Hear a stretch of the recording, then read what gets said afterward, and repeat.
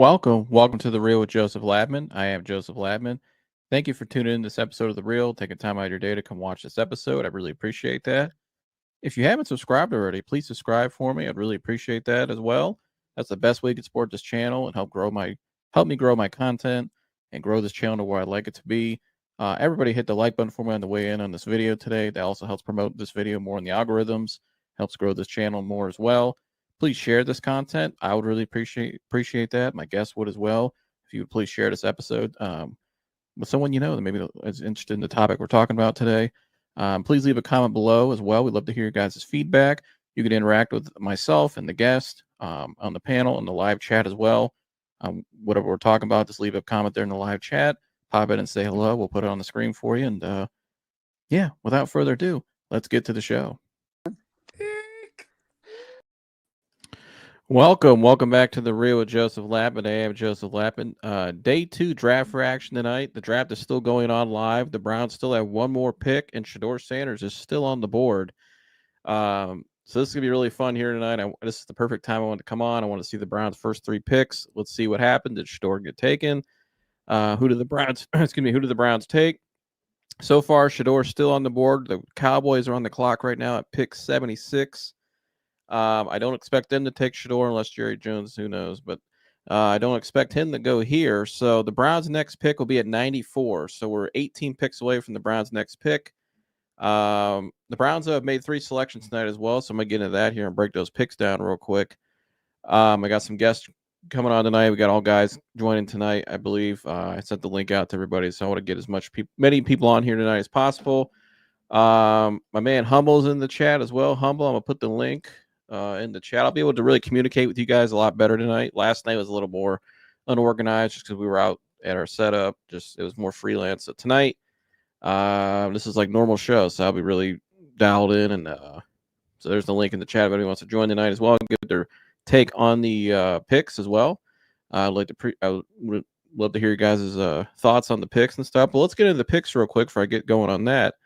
It's a Cowboys take Siobhan Revel Jr., cornerback from East Carolina.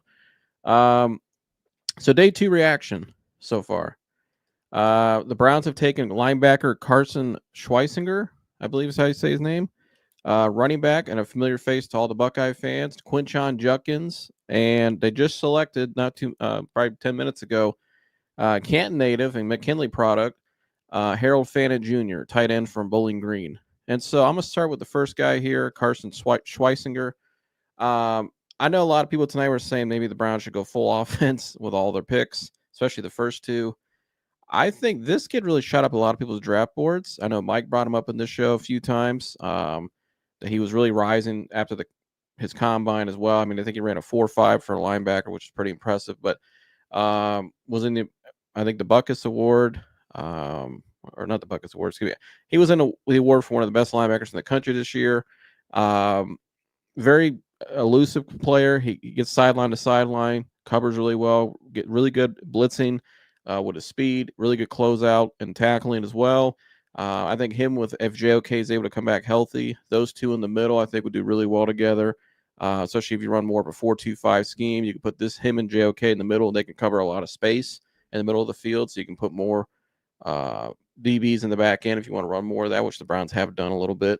I like this kid a lot. I think they thought they probably viewed him as a first-round pick, and he fell right to him at 33. And I think they thought maybe the value was too high. And does this also signal, do they know more about JOK's health? Possibly. I don't know. I mean, we don't know what JOK's status is. I know he showed up this week in the building when all the guys reported, and it was good to see him. So that could be a good sign as well. But I don't know. But I like this pick. I like this guy. I think a lot of people, Mel Kiper thought he was the 32nd pick in the draft. He said tonight he was 32 on his board. I know a lot of boards had him a lot higher. I like this guy. Like I said, he's very elusive, covers sideline to sideline, can play pass, can play run, can blitz really well, does a little bit of everything, kind of a tweener, and a lot of versatility with him defensively. I think him with JOK, like I said, if JOK comes back healthy, or if JOK needs time, you still got this kid now you can throw in the middle. And I think he'll really do a nice job in that scheme, especially, like I said, they run more 4-2-5. I think he'll really be effective there because of his covering skills and just yeah, his covering skills sideline to sideline as a runner and in the pass protection, or not pass protection, excuse me, that's offense, and the pass the defense. That's what I'm looking for. I can't think of the words tonight. I'm looking at the screen at the same time, so that's why I'm a little mixed up because I'm watching the picks and I'm talking at the same time. But bear with me. Quinshon Judkins, everybody knows him, Ohio State Buckeye running back. I like Quinshon a lot for the Browns. I think he really fits what they do well in the wide zone. Ran a 4.3, bigger guy, not 6'2". He's about 5'11", I think 225 pounds. Ran a 4.3. Carson's 6'2", I believe. But Quinshon, though, I like him a lot. He's a bruiser back, but he's versatile as well. He can really get out in space, has the receiving ability. He's an all-around back. He reminds me a lot of like Kareem Hunt. When Kareem Hunt was in his prime, we all know him as Browns fans, Kareem Hunt. I think if you get the Kareem Hunt that went to Kansas City, I think you could out of this kid. I think he just has that type of mentality, just a bulldozer of a runner, loves contact, but he's also elusive as well. He's got versatility out of the backfield. He can catch the ball and be really dangerous in space at times. Doesn't have maybe the top end speed, but he can still break away. I mean, he can get out and get loose. Great back. Was great for Ohio State this year. Great in the red zone as well. I think he'll be really effective in the red zone, which is something we need. I like this pick a lot. They needed a running back. I think this is a great pick. I think he's one of the top running backs in the draft. It was either him or Henderson. I think Quinshon, I think they viewed as a better fit for them, more of a scheme wise. I think this is the style of back he is. I like Travion going to the Patriots, though, and some of my fellow Patriots family members who are from New England and are fans text me about Travion. They're excited and they're asking about him. Happy for Travion. That was a great place for him to go. I think he fits more up there with what McDaniels is going to be doing with Drake Mays. So I like the pick with Quinshon. I give it an A. The Carson kid, I give that about a B. I think that's a nice pick. I give Quinshon an A. And then the pick I really love is this Harold Fannin Jr. pick. I think we need another tight end, especially running more 12 personnel sets this year. You need another tight end out there. I think, and David the Joke, I believe, has one more year on his contract. And Mike, if you're watching, I know you've seen the comments. He likes to grab a chair. I think David's got a year or two left on his deal. I don't know what's going to happen there. At least with Harold Fannin Jr. now, you got a younger guy who can block, really good in the block, and can block really well. I think a pretty good route runner as well.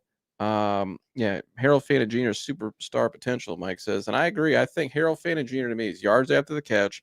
His ability to get open, though, very elusive. And I watched him play McKinley a little bit in high school. I think he played DB in high school, if I remember. So he's got a hell of a story from Canton, a McKinley kid. I like this kid a lot. Super athletic. I think his versatility. Let's see. David's got 3 years left. He signed up 2 years ago. I thought they said something recently. I heard that he could be out of here maybe sooner. I don't know. I'll have to double check that. But anyways, back to Harold Fannin Jr. I like this kid a lot. I like this kid a lot. I think he could be a starting tight end in the league and be a star, like Mike said.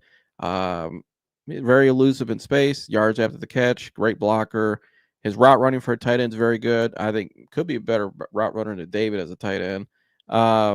Could just be the all well-rounded tight end they've been looking for, which, I mean, and not that David hasn't been that, but it's been a little up and down for David here and there throughout his years. He's been great. His yards after the catch is phenomenal. He's been a very effective tight end. I love David Njoku, but I think this kid right here can be very dominant. He just looks like a dominant player, plays like a dominant player, mean. He's like saw some of the highlights tonight, just stiff arming guys. I like this kid a lot. I think this is a hell of a pick in the hometown kid. Everybody's gonna love him. Everybody's gonna love Quinshon. I think everybody's gonna love this Carson kid too. As Mike said, we got my boy Carson. Yeah, Mike loved Carson. I like Carson a lot. I think he fits the scheme very well, like I said. And if we get a healthy JOK with this kid right here, that could be a very, very dangerous in the middle of the defense because you got two guys with that kind of speed that can cover sideline to sideline like that and have a lot of they can blitz, they can play pass protection, they can do all kinds of things. I mean, a lot of versatility there. But my big story, we're gonna be watching this as the draft goes on the rest of the night. We're on pick 79 right now. All right, Browns are 15 picks away. Where's Shedeur Sanders gonna go? We are almost 80 picks in, and no Shedeur Sanders has been called. Name has not been called. and I don't think the Texans are going to take him here, obviously. So the only two places I see for Shedeur is Cleveland, because the Browns technically do need a quarterback. Will we take him, though? I don't know at this point. They seem, after the trade they made last night, if they get the future first, it doesn't seem like that. It seems more like they're going to get a quarterback next year, maybe Arch Manning. I don't know. Drew Eiler, Kate Klubnik. I don't know. But I don't know. This is fascinating. I would think the Raiders. Now, the Raiders didn't take him at the last pick. I think they took a DB or whatever. But could Tom Brady take him? They have two picks back to back at the end of the third round. Could the Raiders take him? But the Browns are ahead of the Raiders. So we're going to be live as this unfolds. You guys are watching it right now. We're watching it too. Could the Browns still take Shedeur at 94? I don't know. This is going to be really fascinating to watch as you go to the Raiders. I want to put in the comment right now. Will Shedeur Sanders get drafted tonight? And where does he go? Because there's not many places that need a quarterback right now, and there's not many places that are going to take a Shedeur Sanders. I don't know. This is fascinating. This is really fascinating. As much hype as this kid had, he's the most hype prospect in this draft because he's just the name. He's the most intriguing prospect in this draft because of who he is. And so Mike says Pittsburgh. Yeah, maybe. I don't know. It seems like they're getting Rodgers. I don't think Pittsburgh. I mean, they got a couple picks away. Maybe Pittsburgh. I don't know, but I mean, Mike, you hear anything about that? Mike's gonna join us here shortly. Mike, you hear anything on Twitter about that? Put it in the comments because they're I think, 3 picks away from Pittsburgh. So, no, he won't. Coaches aren't picking him because they'll lose their job to his dad. That's a great point. I think that's a fair point. And, it's funny you bring that up, Nick. Thanks for tuning in as well. Adam Schefter put an article this week that kind of mentioned that a little bit, that if you draft Shedeur Sanders, the heat is on for you as a coach, because if that first year doesn't go well, all you're ever going to hear about is, should the team, let's say it's the Browns per se, as an example. Let's say the Browns next year go out and let's say they drafted Shedeur Sanders, and let's say the Browns didn't make the playoffs and Shedeur was okay, right? And then it's going to be, will the Browns fire Kevin Stefanski for Deion Sanders? Because Deion Sanders did sign that new deal, but that deal is very buyout friendly if you look at it. So, and I think the reason why they hurried up and got Shedeur into the Ring of Honor and Colorado, which is a whole nother story, I wouldn't have put him in there. And I don't think if he was going to get in there, it's way too soon. Travis Hunter definitely should have been put in there, but that was still too soon as well. Usually you should wait like 5 years at least. But anyways, that's the problem. He takes Shedeur. Nick, you hit the nail right on the head, because it's like that. There's so much pressure with him, and there's so much baggage that comes with it, because there's so much media attention. You got to play him. Probably his rookie year, you got to play. He's too big of a name. It's just, there's a lot of attention that goes with it. He's very polarizing. So, and who knows? I mean, that report that came out, the other day from Tom Pelissero, that people in the media just completely went nuts about, that said he was not impressive in the interviews. I think one offensive quote, an assistant offensive coach in the league said it was the worst interview he's ever been in. So that's pretty glaring. But is it true? Is it not? I don't know. But the draft tells you. And so far, through 81 picks, it speaks for itself. So I don't know. This is very interesting. And today, Dan Orlovsky gave a fair criticism, I thought, at ESPN.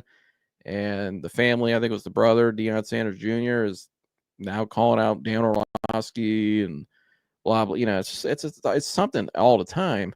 We're going to see what happens here. But let's get back to the Browns and get some reaction to their picks from our guys. We'll have some guys joining as the night goes on. The first one in here right now, we got Jersey in the house. Jersey, what's happening? Good evening. Jersey, let's start here with the Browns. I want to get your instant reaction as a Browns fan. We got Mike in here as well.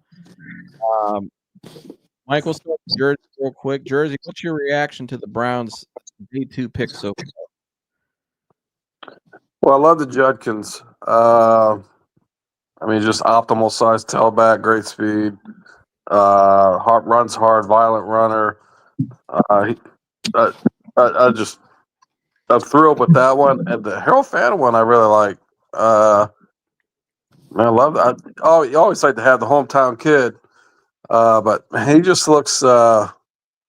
He looks like a dog the way he plays. Watch some of that video on him. So yeah, I like that. So, and then the linebacker from USC, I know he's fast. I haven't seen a whole lot on him. I don't know a lot about him, but what you're saying, if he's got that kind of speed and he's paired up with Koromoa, I mean, they can basically create a whole line across the field.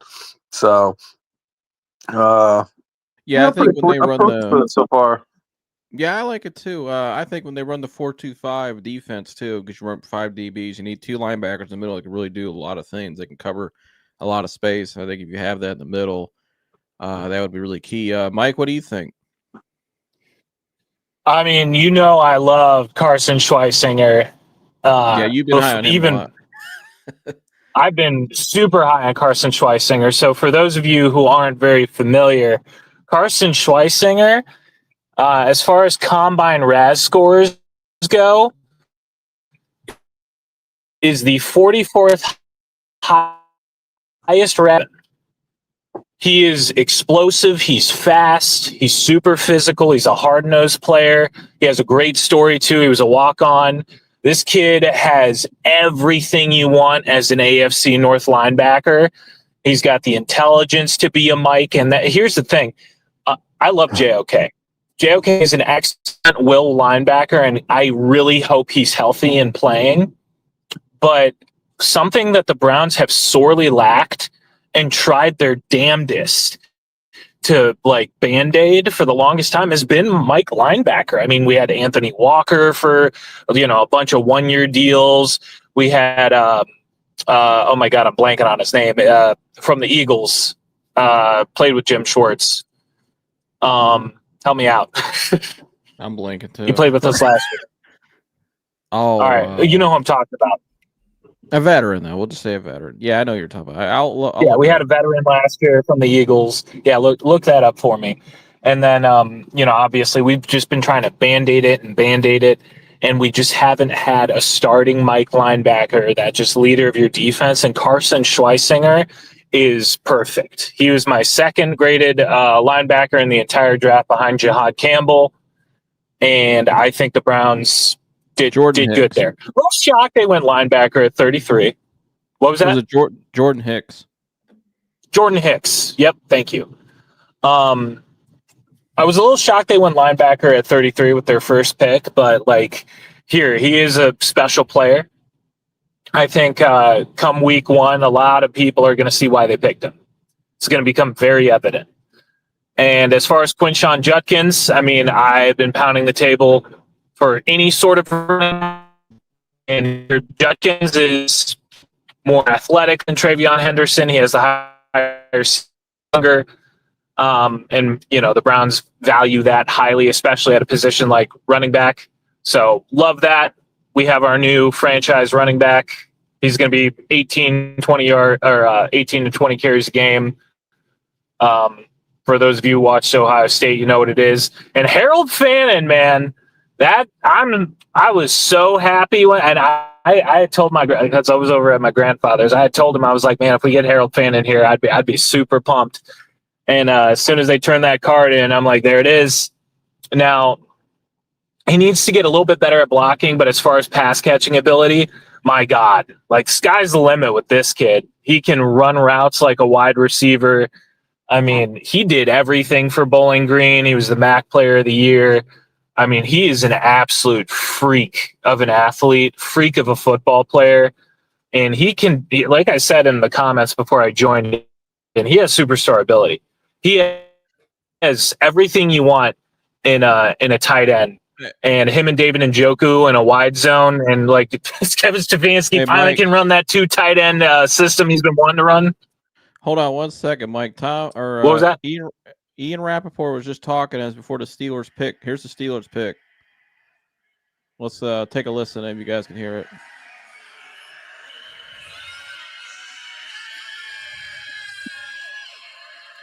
Go ahead.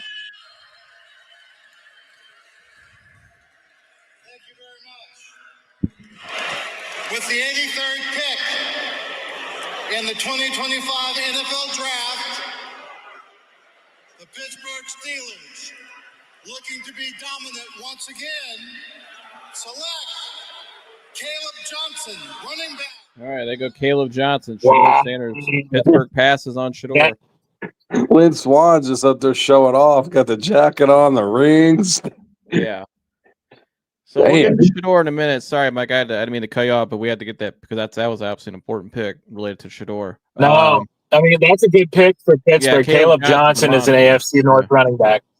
Yeah, he's a monster. But Mike, you cut out a little bit. I know you're driving. What was the point you made about Schwesinger? His RAS score? What was that again? You cut out when you said it.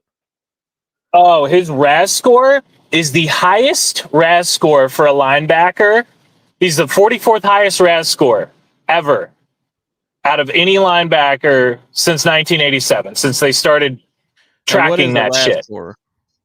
So a RAS score is essentially at the combine, the whole test of what you want in a player: height, weight, speed, everything. His was basically all green. He is essentially the perfect prototypical linebacker. 44th highest since 1987. Essentially, that just means he had an incredible combine. His actual chart from the combine is almost all green. It was like a 9.63 out of 10. Like, he is a special player. He really, really is. And the kid just is a hungry football player. Like, they told a little bit about his story on ESPN if you were watching. He's a walk-on. Has been through some adversity. Worked for everything he had. Absolute excellent player. Was dominant at UCLA at the Mike linebacker position. And it's something the Browns have sorely lacked at the middle of the field. And they have addressed the middle of the field. They basically said, hey, we see that the run game is still important in the NFL, and you're not going to run the ball on us with our first two picks. They were like, we're sick of people running it up the middle. That's going to fucking stop. I will say, though, hold on one second. I will say, though, I like what the Browns have done defensively. You got the engine in the middle, which I said, you look at all the teams that made the Super Bowl the last couple of years that have won the Super Bowl even. You look at the Chiefs, you look at the Eagles, you look at the Rams, all those teams, they all had what? A dominant interior. They had great edge rushers. We had a dominant interior, especially at the nose and the three.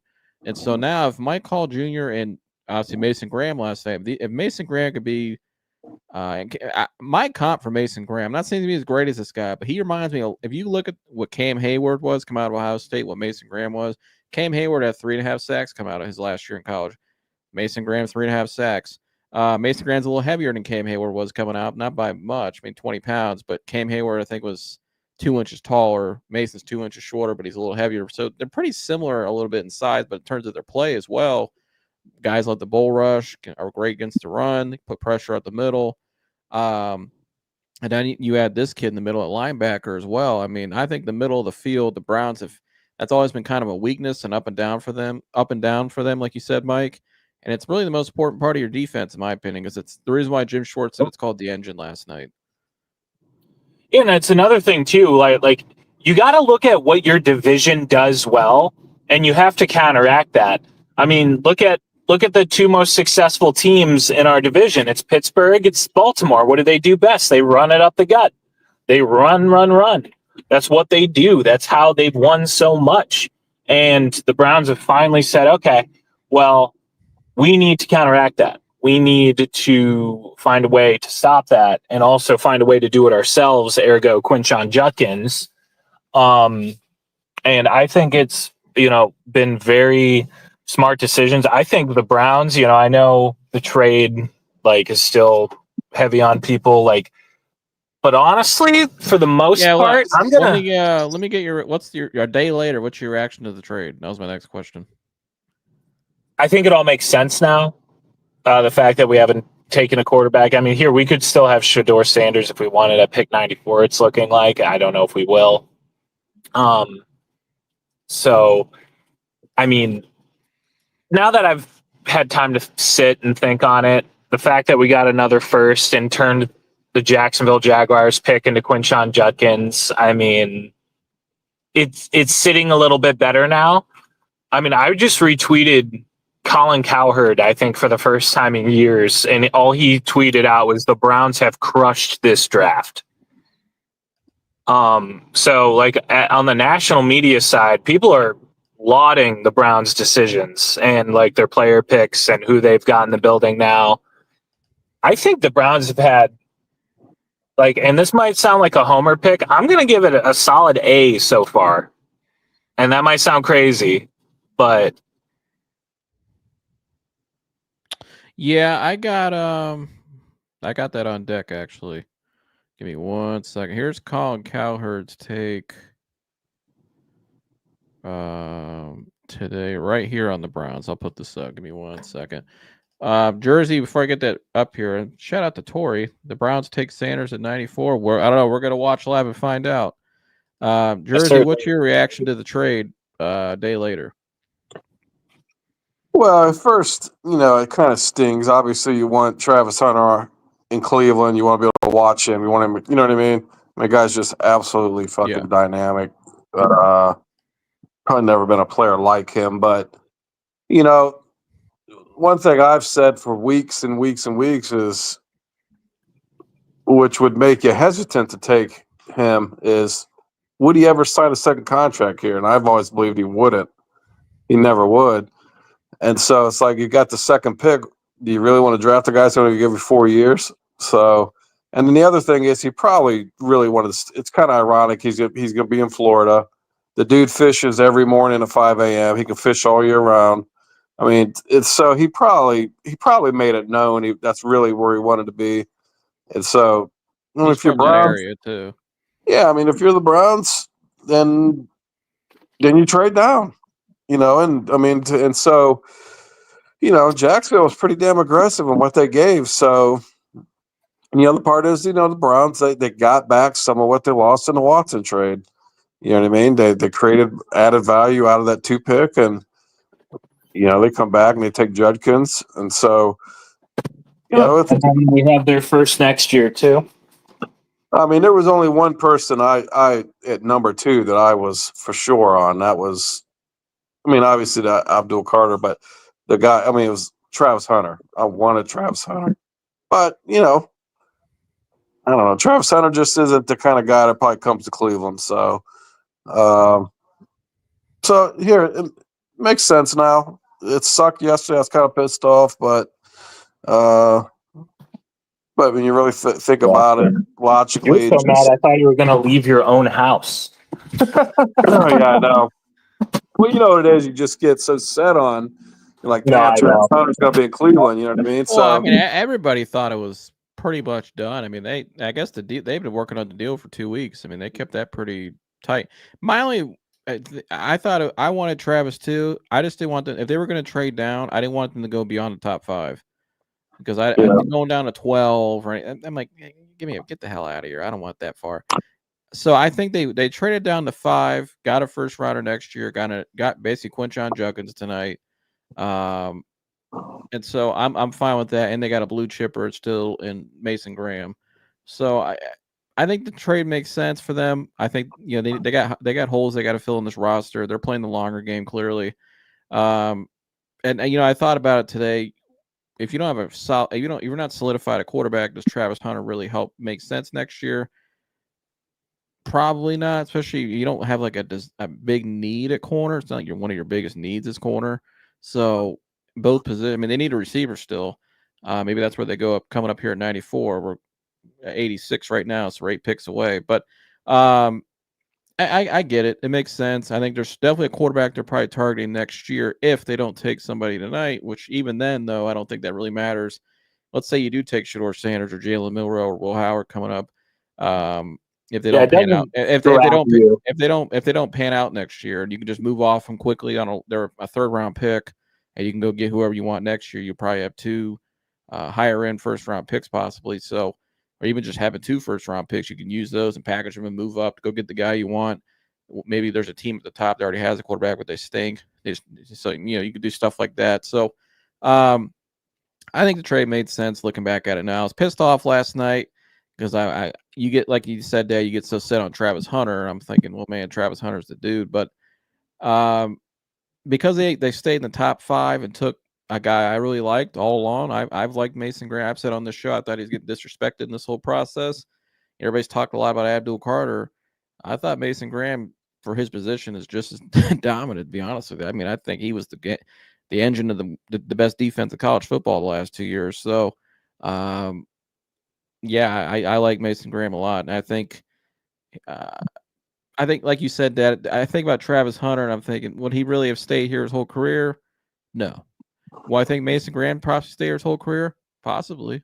I think his position is the kind of kid he is, and I think he'd be the Cam Hayward for your organization, which is kind of what the Browns have always needed. So, we're coming up. We're at pick 87 right now. The Packers are selecting. We're 2 picks away from the Rams. I know Gerg just texted me thinking maybe the Rams could take Shedeur.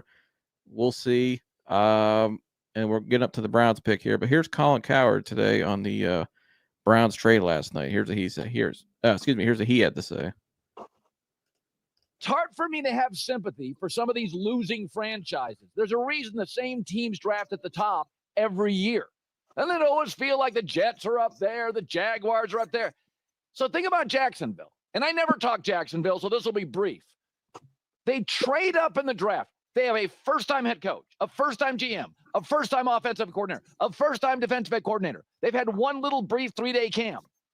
You don't even know your personnel good enough yet to make a massive trade. Not to mention Travis Hunter is unbelievably talented, but you got to deal with that offense-defensive pivot thing. Like Jacksonville, you don't know your personnel well enough yet to make a massive trade. You got first-time GM, coach, coordinators. How about you go through a camp or two? Huge swing, overcompensate. And Cleveland, which needs a future quarterback. I mean, can you just say Arch Manning? They now have 2 potential top 10 picks in next year's draft, which is a significantly better draft than this one. So Cleveland's like, yeah, we'll take picks for next year. This is a bad draft. I mean, this was not a very good draft. So, I mean, to me, Cleveland, and Cleveland, by the way, also now has 2 of the 4 first picks in round 2. So Cleveland ends up getting a first-round pick, and then they get, potentially today, Travian Henderson running back, Will Johnson, and they already got Mason Graham. And they'll have Jacksonville's first-round pick. Cleveland set themselves up beautifully.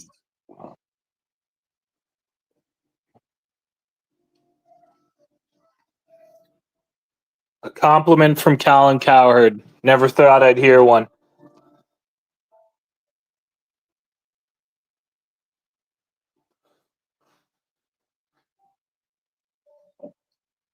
We still on? I'm here. You hear me? Yeah, I can hear you. Oh, can you hear me now? Yes. Sorry, I was muted. So that was Colin Cowherd's reaction last night. Here is John Gruden's reaction. If I can get it up here, give me 1 second. I may have to switch to another thing. Okay. So here's Coach Gruden's reaction last night to the Browns trade, right after it happened. I think the team you got to be talking about is the Cleveland Browns. I think they fleeced Jacksonville. They get the Jaguars #1 pick next year and only move down a few spots. They moved down 3 spots. So they got the 5th overall pick this year. They got He said the greatest trade ever, Mike, in Jersey. What do you guys think of what those two had to say? I mean, I value here. I'll take a compliment from Colin Cowherd just because he so seldomly says nice things about Cleveland. But the fact that John Gruden also said something makes me feel good about it because I mean, here it's John Gruden. You know, that's a NFL coach. That's a Super Bowl winning coach. That's somebody who knows the game inside and out. And if he's saying it's a good trade and, you know, saying one of the best trades he's ever seen, I mean, hell, you know, he said it. Jersey, what do you think? Well, here, it's yet to be seen the next 2-3 years, 1, 2, 3 years. But, I kind of like Jacksonville being aggressive. That's the guy they wanted. I mean, it's a for sure guy. Guy can play. Obviously, he's going to play two ways. Here, you got to get you. And then I like what they said. They did basically what they say. Fuck those picks. Isn't that what their GM said? Yeah. I mean, here, trying to make a splash. Trying to, you know what I mean. So they have a, they have a quarterback. So I mean, it's like here you give up that pick next year. Like I said, if you thought you're going to need a quarterback, you wouldn't, but give it up and you take Hunter. I mean, if Hunter goes out there and does what everybody thinks he's going to do, then those guys, nobody will really be saying that. You know what I mean? If he's out there, if he's scoring touchdowns, he's playing both sides of the ball and he's scoring touchdowns and picking off quarterbacks. It's going to be, no one's ever seen anything like that. This will all be forgotten. Also, the reaction I thought today was I value. Former Ohio State head coach, legend Urban Meyer, gave his thoughts, and he said, quote, day one, Mason Graham will be the biggest impact player at the NFL draft. Here's what Coach Meyer had to say. Coach, let's pivot to you. Cleveland, and they traded out of that number 2 spot, and they're walking away from day one feeling good, particularly what they have coming down the road this year and next year. Not even this year, tonight. Yeah, I'm a Cleveland boy and followed the Browns my entire life, and they've been taking hit after hit. The Deshaun Watson story, everything that's the criticism that's followed the Browns, and a lot of it's justified. They expose themselves because I don't think many people would argue Travis Hunter is the best player in the draft. Carter might be right behind him, but the best talent in the NFL draft in 2025 is Travis Hunter. You trade that away and you take someone that doesn't perform, you're now exposed again, and justifiably. I think Mason Graham, I said this yesterday, we covered him. He's a Wolverine. We covered him. I saw what he did against the Buckeyes in the final game of 2025. I've also, from the coaching perspective as an offense coach my entire career, every day, every week I come in, the first thing I watch is that defensive line. If you can block the D-line, we're good. Yeah. We'll be good offensively. If you can't, you got a problem. Yeah. And Mason Graham will be ready day one. That's what I'm saying. Yeah. The first day, the first game of 2025, that player will be the biggest impact player of the 2025 draft. He'll be starter, ready to go. There from Urban Meyer. What do you guys think of his take?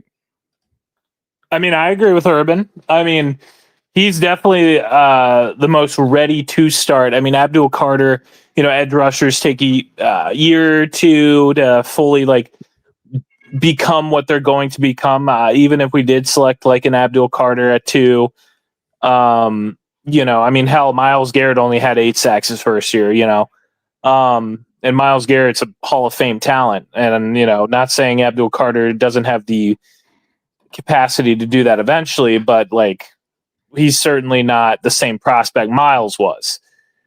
And also Travis, I think Travis could make a huge impact for the Jacksonville Jaguars day one. Not saying he won't, but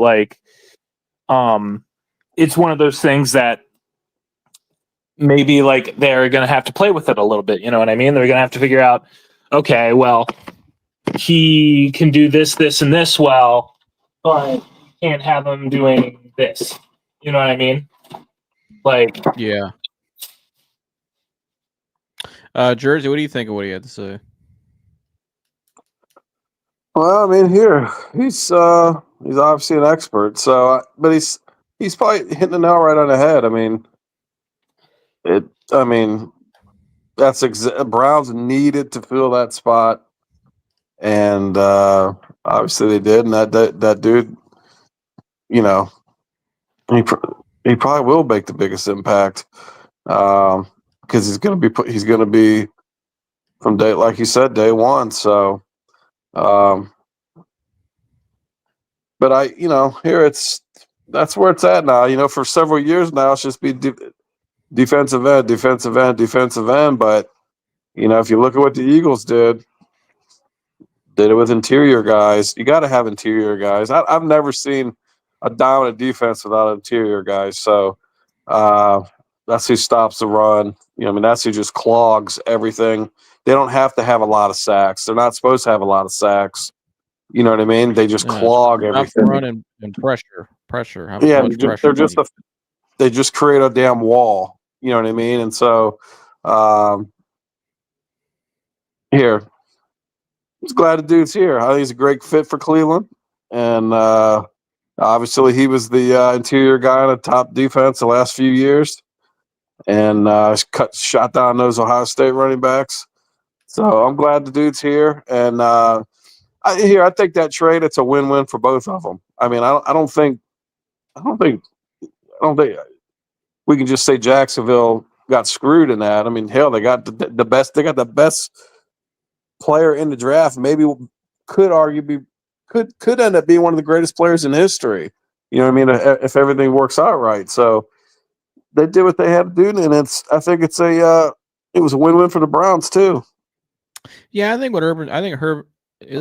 Urban hit the nail right on the head. I think Travis Hunter is the best player in the draft. So yeah, maybe if you trade off of him, you got to at least have a guy that you could say, okay, we still hit on this kid, and he was still very good and dominant. But I agree. I think Mason Graham, because of his position, and I think just the experience he has, and like I said, his position, his value, especially in this scheme as well, I think he probably could be the most impact player next year.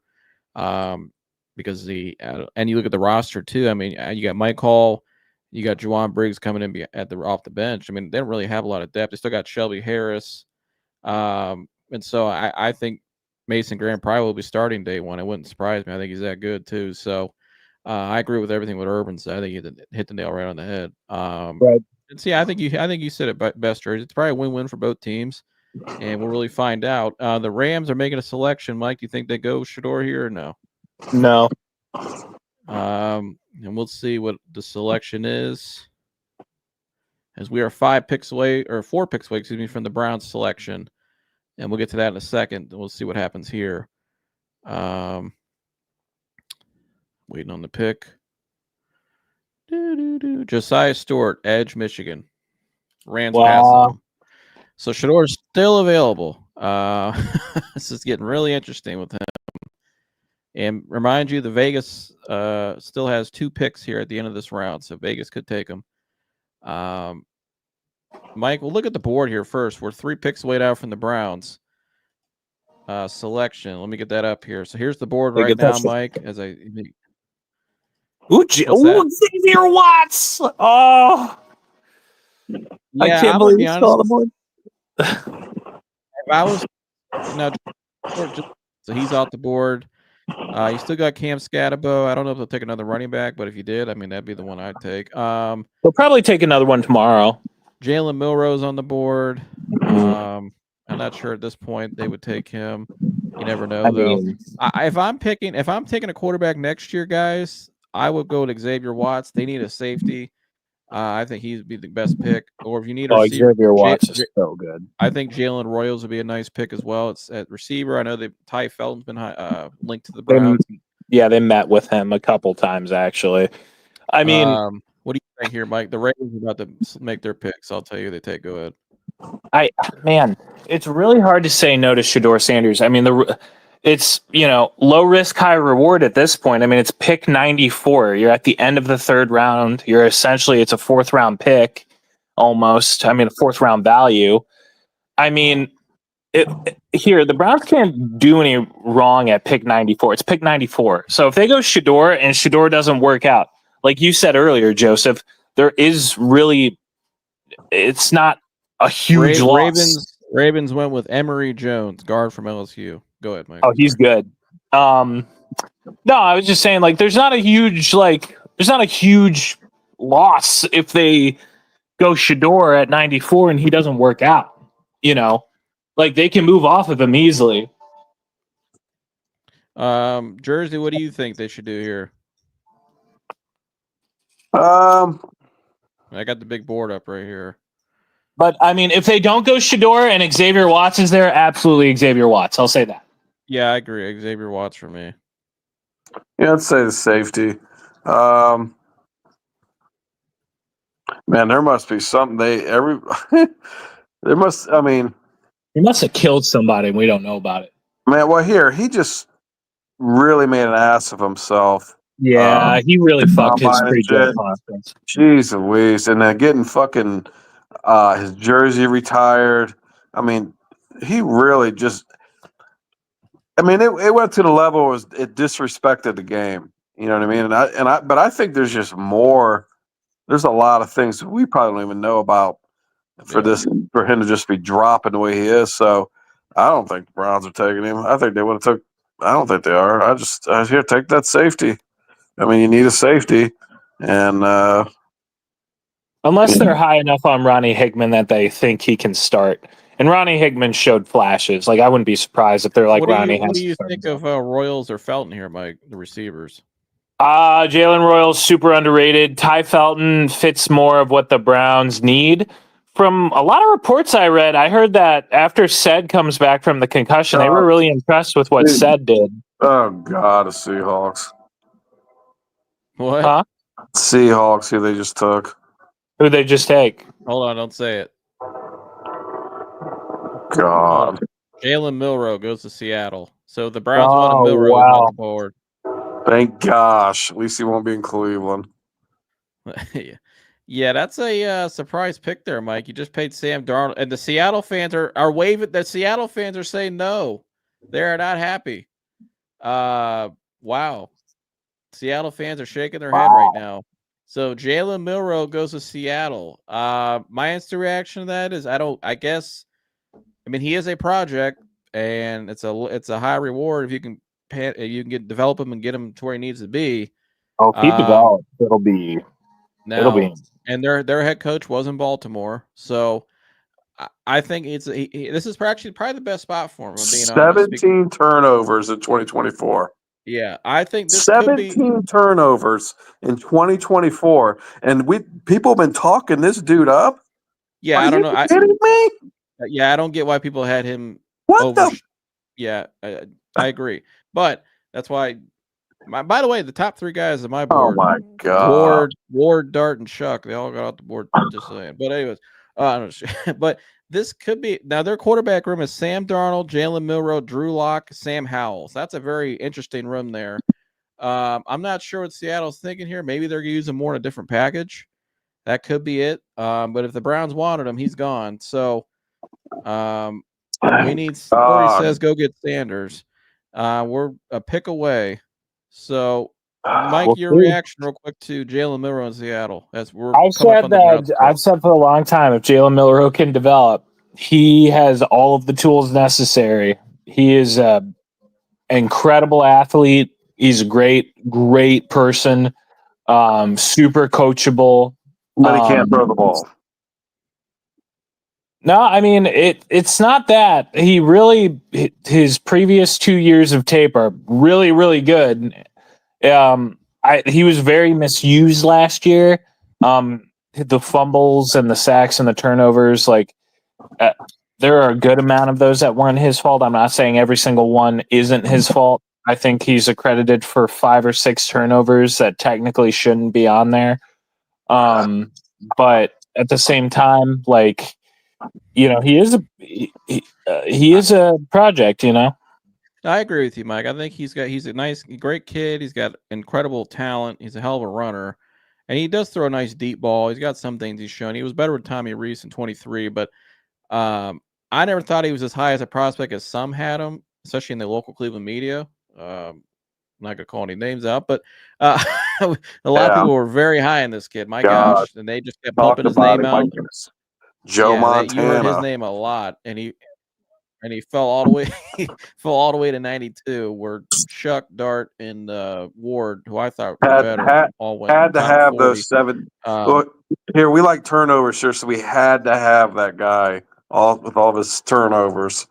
Well, I never thought it was a great fit because of the scheme they're running. I don't know why you'd bring a running first guy who's a project and think he'll fit into your scheme that you're running here, especially going back to more 12 personnel, which they are doing by taking Harold Fannin tonight. Showed you what kind of offense they're going back to. And so I just didn't think it was never a great fit either. New Orleans is making pick 93, and the Browns are up next. So the pick is in from New Orleans. We'll see who they announce here. But Mike, back to the board. So you got Shedeur there. I don't think they're going to take him, but you never know. I mean, if they want him at this point, why not? Why not take him? I mean, Will Howard. What if they go Will Howard? I mean, I wouldn't be opposed to it over. I wouldn't. I mean, I think Will Howard would be available tomorrow. I just, if you're not gonna, if you're gonna go quarterback here, go Shedeur. He's on the board.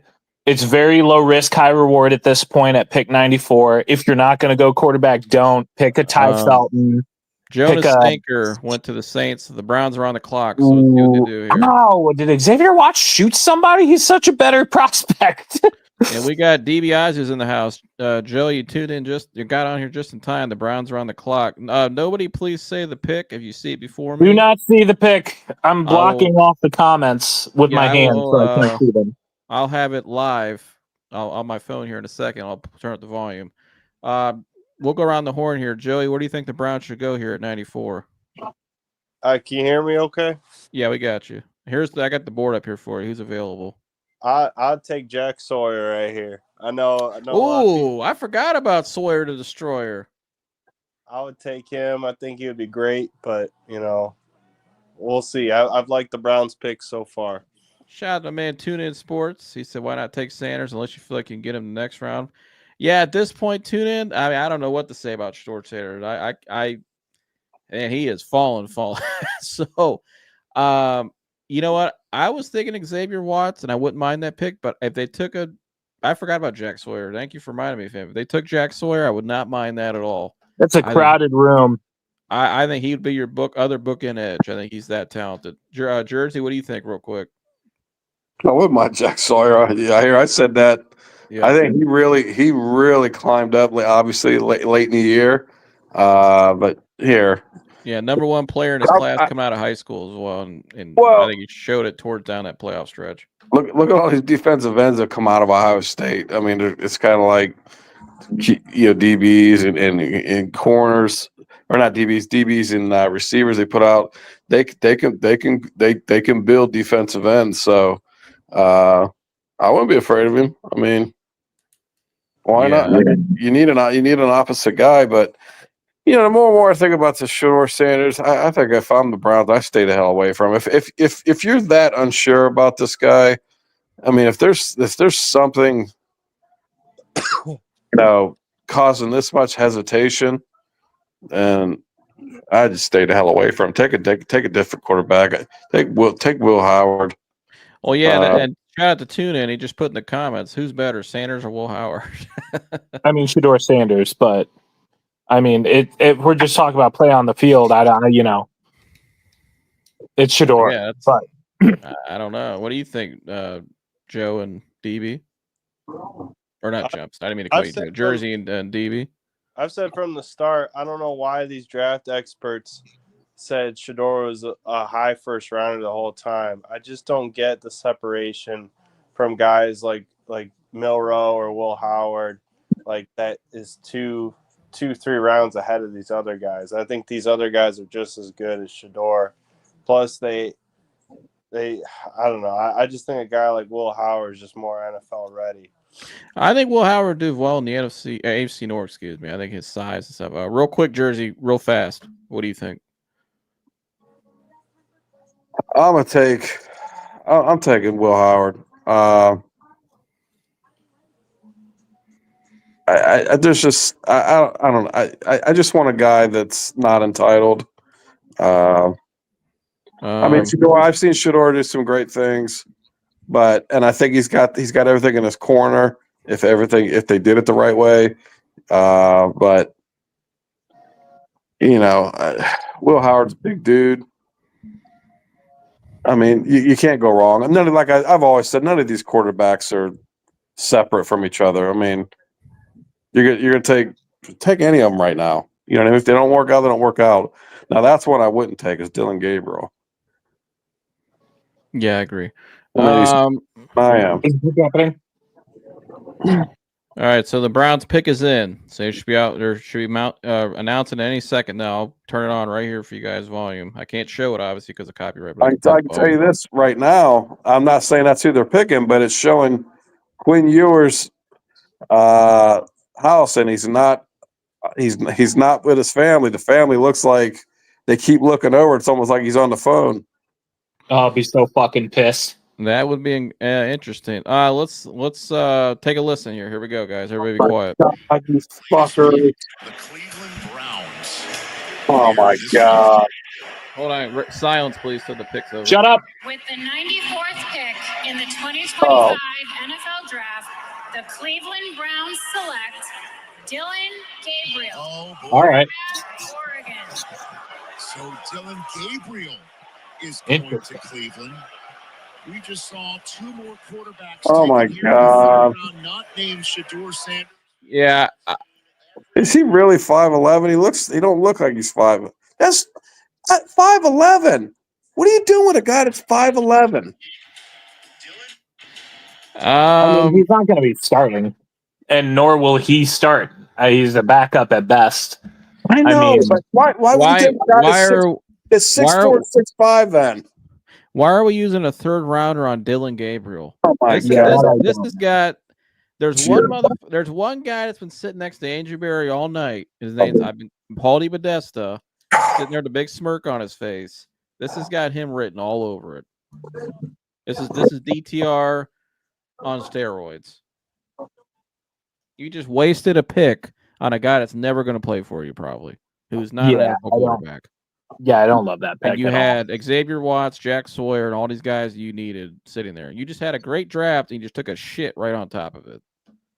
Yeah, that's not a good pick at all. I'm not high on Dillon Gabriel. I mean, at the very least, he'll never see the field. So, and why would you take him over Will Howard? If you want to get a quarterback, you should just took Will Howard in the next couple picks. Yeah, I don't know. Of all Joey, your reaction. All those quarterbacks, I would have just taken Shedeur. I would rather have Shedeur over this guy. I don't like no shot. I don't like the pick. You could have. I agree with you guys. You could have got Gabriel in the 4th, 5th round. You could have Gabriel in the 7th round, probably. Could have just not even taken Gabriel ever. Of all those quarterbacks, at least get one that's an NFL. At least he has the size of an NFL quarterback. I mean, take one that's over 6 foot. My gosh, 6'3", 6'4". I mean, I don't want to take a guy in the 3rd round and say, well, he's never going to see the field anyways. Are you kidding me? Then what the hell did you draft him for? You know what I mean? He's not a 5th or 6th round. He's still a 3rd rounder. There's lots of guys that get picked in the 3rd round and end up being starters. You know what I mean? You don't look at a draft that way. You're still drafting with the hopes that this guy could start and pan out. This guy is never – he can't even see over the offensive line. He can't even see down the field. And this is who we take. Plus, he's not a good pick at all. He's as tall as his running I back. have to go. Love you guys. Oh, my Lord. Yeah, I don't know. This is a bad pick here. This is I don't understand this at all. I mean, I don't get why the hell you just took this guy. You were having a great night, and you just took a shit all over it. And here, congrats to the young man. I don't want to shit on him. It's his moment. He earned it, but nothing to do with him. This is more about this is in terms of the front office and the Browns here. What are they? I don't get this at all. I mean, I don't. If you did want to take Shedeur, but you still wanted a quarterback, you should have just took Will Howard. Right. Somebody that's 6'5", 237. You should have just took him, and actually outperformed Dillon Gabriel when it mattered most. It's unreal. Unbelievable. Well, hey, I got all these guys in front of you, dude, that are like 6'5" to 6'8". You'll make it. You'll be okay at 5'11", right? Oh my Lord. Joey, you got more on this pick, bud? What do you think as you're reacting to this and digesting this? Yeah, I'm not a fan of Sanders, but at least Sanders has the support system around him. Plus, he's tall, he's mobile. These are intangibles that I like him over Gabriel. I can't believe we would take him over Sanders and to take him over Will Howard too, who I just think is more of an AFC North type quarterback. Big, can move pretty well. It's just a short left-handed guy in the AFC North that usually doesn't pan out. I can't think of when's the last short quarterback to have success in the AFC North? I can't think of one. There isn't never. There Dan isn't. said maybe he's a good place kick holder. That's what maybe. I feel like maybe with their 2 first-rounders next year, they're so set on a guy like Manning or Drew Aller that they don't really care about Gabriel that much and are just going to give him a one shot. I don't understand that. Why would you waste that? I mean, Xavier Watts just went to the Falcons at 96, the safety. You need a safety, and you just wasted a pick on a backup quarterback when you could have had a starting safety. This is where the Browns lose me every year with this shit right here. That's what I'm saying. A 3rd-round pick is still a valuable pick. Right. It's a top 100 pick. It's not a pick you just waste. There's a lot better other players. That's that's the first pick I haven't liked, and not a fan of it. But we got to give Gabriel a chance at least. No, we don't. No, we do not have to give Gabriel a chance. No, we do not. We're the fans. We don't have to do anything. We pay the bills. We have the right to bitch. That guy is not going to pan out in the NFL. He's physically not able to pan out. I don't have to forgive him anything. I don't blame Dillon Gabriel. I mean, Dillon Gabriel went out and did what he had to do at Oregon. You know what I mean? He had a great career at Oregon. Okay, Oregon put together a system that worked for him. And they played in the Pac-12 up until last year and just played a bunch of lousy teams. He played Ohio State, got destroyed in the playoffs, did nothing. So I don't have to give him a chance. No one does. I don't blame him. This front office. My gosh, if you this is of all those quarterbacks, don't take this guy. What are they? I mean,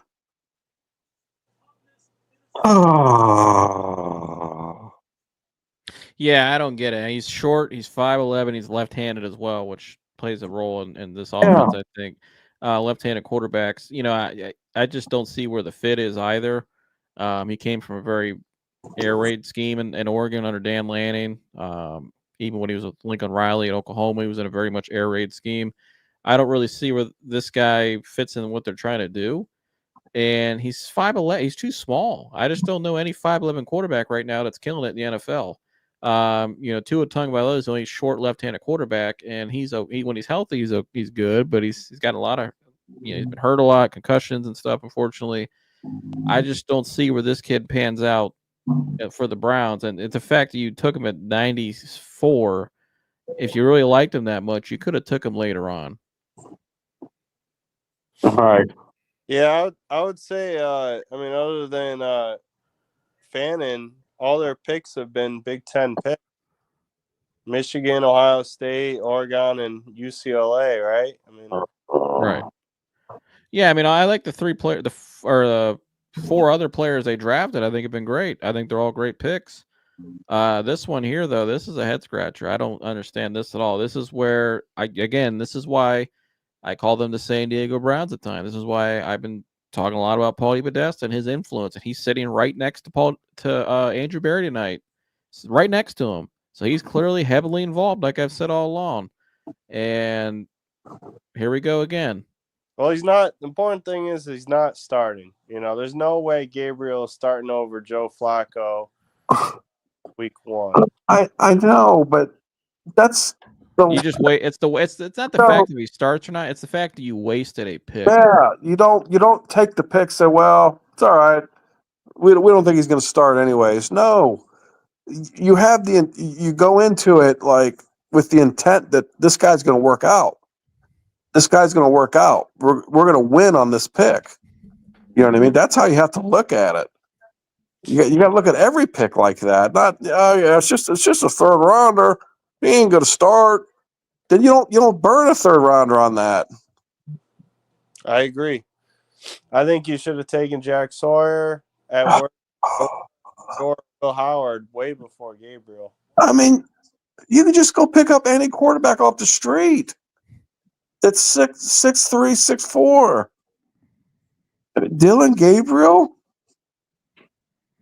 He's probably here. And if they're listening at 5'11", he's not 5'11". He don't even look 5'11". I mean, if they're listening that at 5'11", he's not. I mean, he's just too damn short and left-handed. What are they doing? I would have taken Kyle McCord or Quinn Ewers over. He's the one quarterback I was not crazy about. Who? Yeah, this is Oh yeah, bro. Yeah, you're taking any of these guys. The Browns these guys right here. I hope these guys get in the league and just kick the shit out of the Browns somehow. Because the Browns had just really disrespected the quarterback position. I mean, my gosh. Yeah, I just don't understand this, and I'm fixing the live right now, guys. I got to change my title. This is obviously breaking news. The Browns take quarterback Dillon Gabriel, in a shocker out of Oregon, and so the Raiders are on the clock right now as well. Maybe Shedeur Sanders goes right here, possibly. We'll see. Yeah, I just don't understand this pick. I'm gonna stand on. I just don't understand why you would take him. If you liked him that much, you could have taken him later on. Yeah, I mean, Brown's Twitter agrees with all of us. People are saying that's not Will Howard. Way to ruin a great draft night. Won't be on the team long. I mean, everyone's in unison here. I think a lot of Browns fans wanted to see Will Howard. For Dillon Gabriel to be our quarterback is just a disappointment. Yeah, you don't just waste picks. And that's what I don't get with this. It's almost like they just kind of wasted a pick. It's kind of like, oh well, like I just don't understand. You had Jack Sawyer sitting there. You had Xavier Watts sitting there who ended up going at 96. I just don't understand why you felt the need to take the kid right there. Well, like Dan said, down to some analytics. Yeah, man, this is very similar to the DTR pick, a short quarterback who has no shot in the NFL. Do you think the Browns take another quarterback in this draft? Do you think that's possible? No, not at this point. I don't. Well, here, look what they just did. So who knows? Well, I agree, but that would be. I don't get that at all. You just don't know with these idiots. I mean, just when you think they got they're doing something right, they got to do something wrong. Yeah, I mean, and I spoke 30 seconds too soon. I'm like, that's a quarterback I definitely wouldn't take. And then sure enough. I know you did say that right before, too. It's like you spoke it into existence. Oh, my gosh. This is this is definitely a stunner, folks, as we're tuning on in here. I'll get to your comments in 1 second. Sorry, I'm trying to do something else right now. Fixing this live. So here comes the second pick from the Raiders. We'll see if Shedeur goes here. Joey, where do you think Shedeur goes right now? Do you have any guess if he doesn't go here? I feel like the Steelers have to take him at some point, right? They're the only other team. I mean, maybe the Jets. I don't know. I don't think the Jets have a third quarterback. Trying to think of other teams, but yeah, it's it is just really interesting. I wonder if that retirement of the number. Not to cut you out. Raiders took Charles Grant, so Shedeur continues to fall. Yeah. Go ahead. A lot of teams just didn't like his ego. I think that's kind of what it boiled down to. I'm sure he has the talent, but this guy he's got no ounce of humility in him, and I don't think that's what you want out of a franchise quarterback. Yeah, there's definitely some question marks there. I agree with. What did you guys think last night? Did you see Joe? Did you see his party and he gave a little speech afterwards? What did you think of all that? Yeah, it's sad. I think that's got to be tough for him, being around his friends and family and not being drafted and still not being drafted. But, you set yourself up like that, there's a chance you might get hurt. Yeah. Let me 1 second, guys. I'll get to your comments here. Sorry, I'm making some adjustments to the live and get that squared away. So, again, breaking news. We just tuned out in here. The Browns have selected quarterback Dillon Gabriel out of Oregon, and it was a stunner. Obviously, I know Browns Twitter right now is probably very stunned. Dan says, it's a wild choice when even Mike Antonis won't justify its existence. So yeah, this is a stunner. I just don't get. This is where the Browns lose me every year, and why I call out guys like Paul DePodesta, who's sitting there next to Andrew Berry tonight. Why the hell would you take a guy at 94 that probably wouldn't? You could have got later on. And he's number one. You took a quarterback that's 5'11". He's left-handed, and he wasn't even projected to be a top 3-round pick. And you had Jack Sawyer sitting there, Xavier Watts, a safety, which is a position need for you, and you just wasted a pick, wasted a top 100 pick. It doesn't make any sense to me. And this is why I think we look back at the Browns at times, and you get them late in the season where you look at their depth in times, and the depth looks bad. And this is where you build your depth. This is where your teams are made, are in these rounds. And do we just waste a pick like it's nothing because you think you're just smarter than everybody else because your arrogance, which you've shown in this front office, and your arrogance is only got you 3-win season last year and getting blown out in the first round of the playoffs. I just don't understand this pick. I other than that, just trust the analytics, I guess.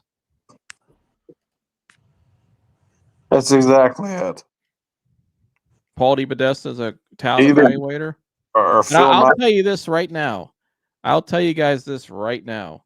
From somebody I know that knows Tommy Rees very well, knows what he's familiar, what he likes a quarterback. I don't think this is the kind of quarterback Tommy Rees would like. So I'll just put that out there.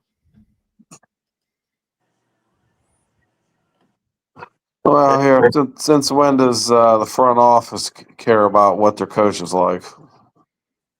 Yeah, Browns fans are pissed. Hey, you guys keep talking 1 minute. I got to refresh. You guys keep going. You get a lot of negative feedback, Joe? Yeah, I think I just read something that says Dillon Gabriel prefers playing in warm weather. Hey, welcome to Cleveland, buddy. Man, he's gonna be terrible here. Out of all the quarterbacks, he would have been the last one I would have taken.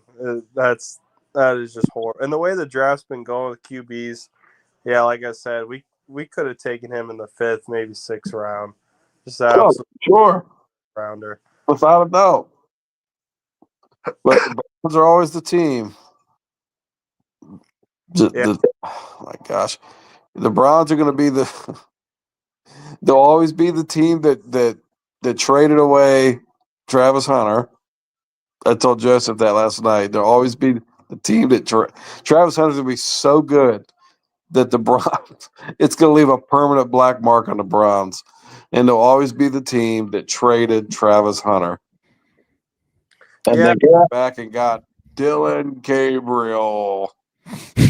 I know you wanted Hunter. I agree with you. Time will tell if we cash in on those picks. Yeah. But I understand of your concern that you usually waste picks like this one. Yeah, you can't do that. You gotta be looking to win with every pick. Because on one hand, you'll get people that'll say, well, we gotta get picks, we gotta get picks. And then when a shitty pick's taken, they're like, well, they're not going to start. Okay, I thought the picks were important. You know what I mean? If the picks are that damn important, should on the fucking bench. Yeah, I mean, shouldn't you be trying to hit on every pick? I mean, gosh darn. You got to go into it trying to hit. Not, well, I mean, this is crazy because I wondered, do they honestly believe this guy's going to pan out in the NFL? Yeah, I cannot wait to hear what they say about this pick. Cannot wait. Go ahead. He's an NFC backup, is what he is. He is certainly not for the AFC North. He's an NFC backup. The guy, I don't know. Does he have the? Is he the competitor that Baker Mayfield is? I don't know. I mean, he looks shorter than Baker Mayfield. You know what I mean? But I think what's carried Baker Mayfield is just his will. You know what I mean? This guy just won't stop. This guy is not even close to Baker Mayfield with about size, but at least Baker's not. Baker's a little thicker and was 2 inches taller and had a bigger arm. Jeez Louise. This guy, do you realize if he's out there, right-handed, he's the shortest guy in the field every play. Do you realize that? He's shorter. I think he's shorter than DTR. No, if this guy is on the field, he's the shortest guy on the damn field. The quarterback. He's not 5'11". If they got him listed at 5'11", he's not. He's shorter than that. Yeah, he's the shortest guy on the field. Every receiver will be taller. Hell, Judkins is probably tall. Is listed at 5'11". So we're gonna put this guy back behind these big O linemen. Hopefully, he can see over their helmets and get the ball. You know what I mean? Get that. And by the way, your receiver room right now is Jerry Jeudy and then a bunch of question marks.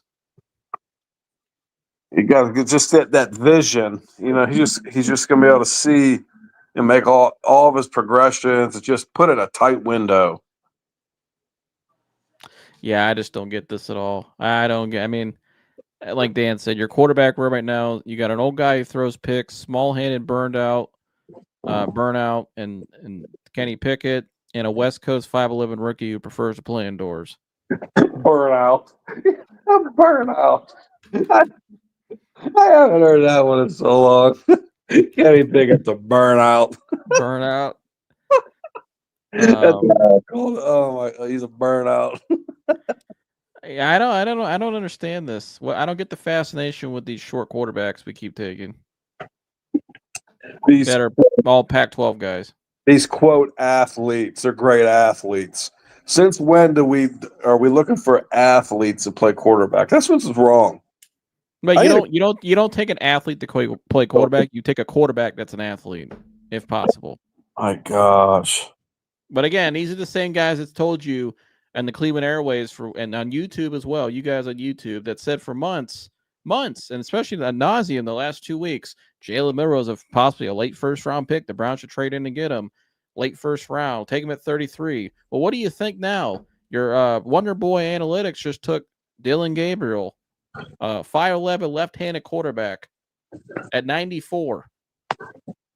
Look at these guys look at these quarterbacks that are still sitting.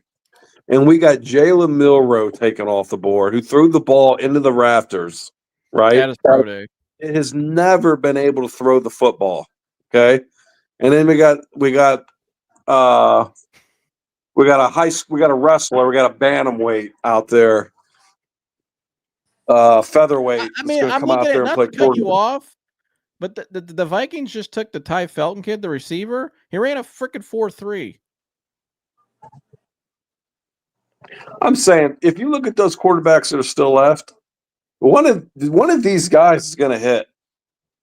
Oh, I know what I'm saying, though. But I'm saying they just passed on a receiver, a 6'1" receiver who ran a 4.3 and was a third AP All-American.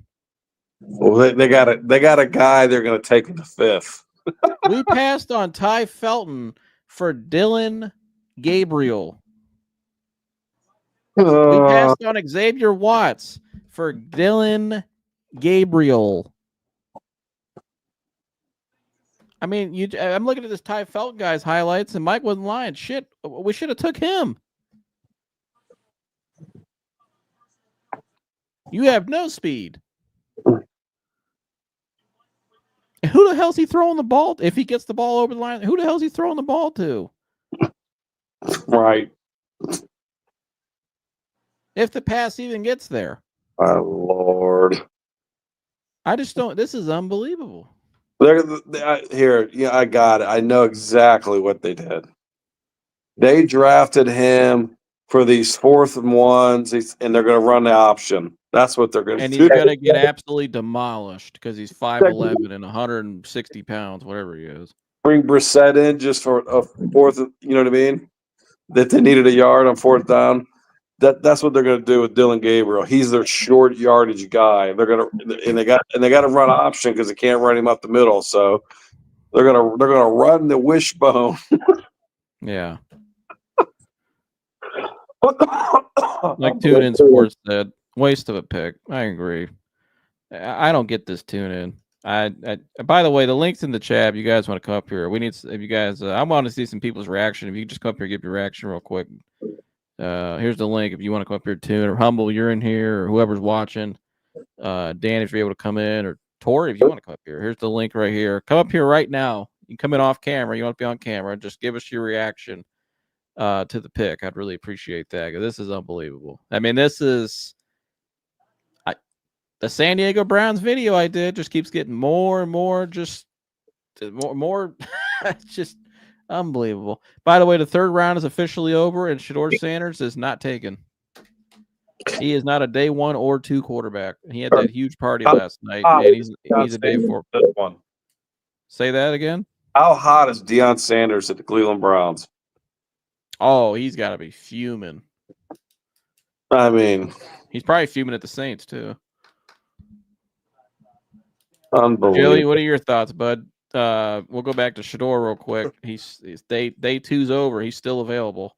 I'm looking at day 4 right now. I have no idea where Shedeur is going to fall. Like I said, you can maybe say the Jets coming up. Maybe the Raiders will take a bite on him. I mean, this guy might not even get drafted. You know, it's the QB market is so dry. I mean, he'll probably get drafted at some point, but I don't know. These teams just do not want him.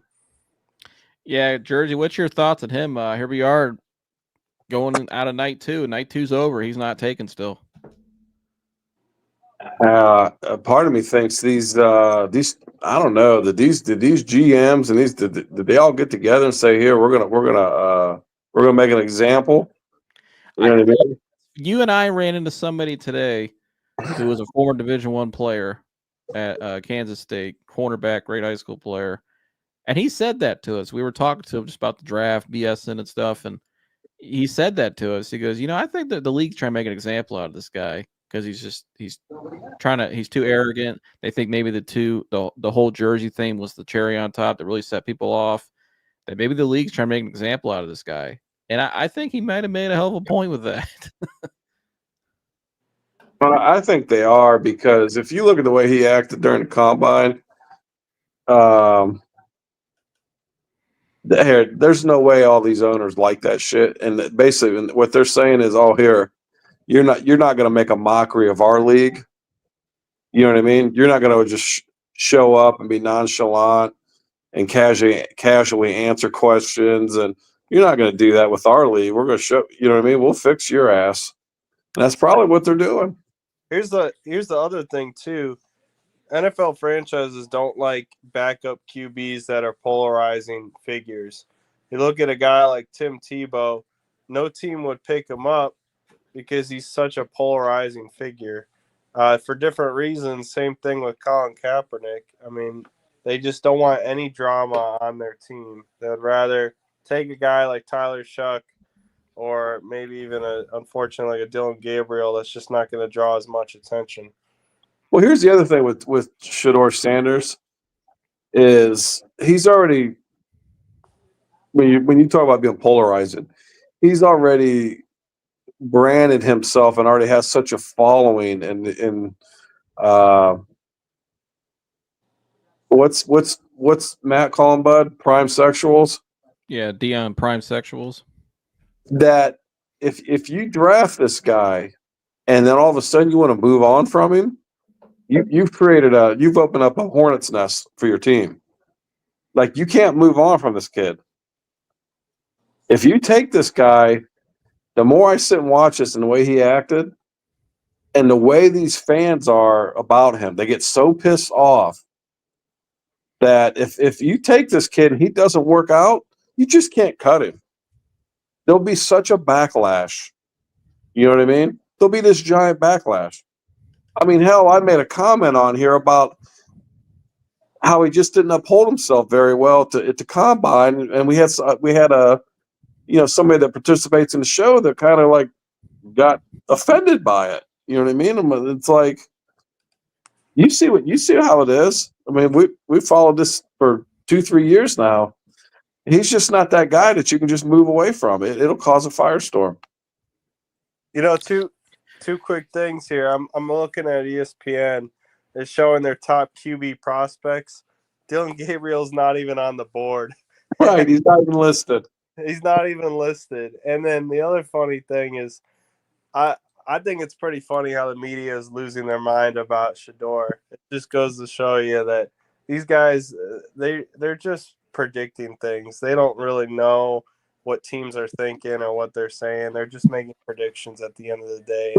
And they're losing their mind because they thought Shedeur would be a first rounder, and he's not even drafted. Here, I'll sit there and listen to an ex-player. You know what I mean? Like a Matt McChesney, like you mentioned. Yeah, I'll take that. I'll always listen to an ex-NFL player. If you were an NFL player, you're a genius. If, you know what I mean? You're elite. You're one of the greatest ever played football. If you even made it to the NFL, I'm going to listen to an ex-player. Not going to say they're right, but 99.9% of these idiots on TV and these people in the media, or the Cleveland media, they're idiots. They don't know what they're talking about. It's all about just creating narratives. And I mean, who the hell anointed all these guys experts? Like, you know what I mean? These are the same people that said Jalen Milroe should have been a first round pick. Jalen Milroe. Are you? I'm glad we didn't get Jalen Milroe.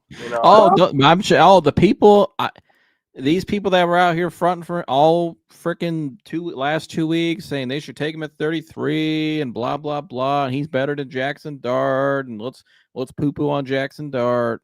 But the people that actually do this for a living, they told you tonight what they really think. Last 2 nights, what they really think. Nobody talked when I saw that 17 turnovers. How's anybody even saying that? Well, let me ask you guys this: if Milroe is available with the Browns' last pick, there, would you rather take Milroe or Gabriel between the two? I would have took Milroe first because at least he's got greater size, and I would take Milroe because he's 6'4" and he's right-handed. I'll play him in a different position. Right. I mean, he could at least turn into something else. Now Dan said, "I know one quarterback I'd take Jalen Milroe over Dillon Gabriel." Yeah, but that's it. That's the only guy. I mean, but still, here's the whole point: Jalen Milroe and Dillon Gabriel shouldn't have even been in their thought process. Exactly.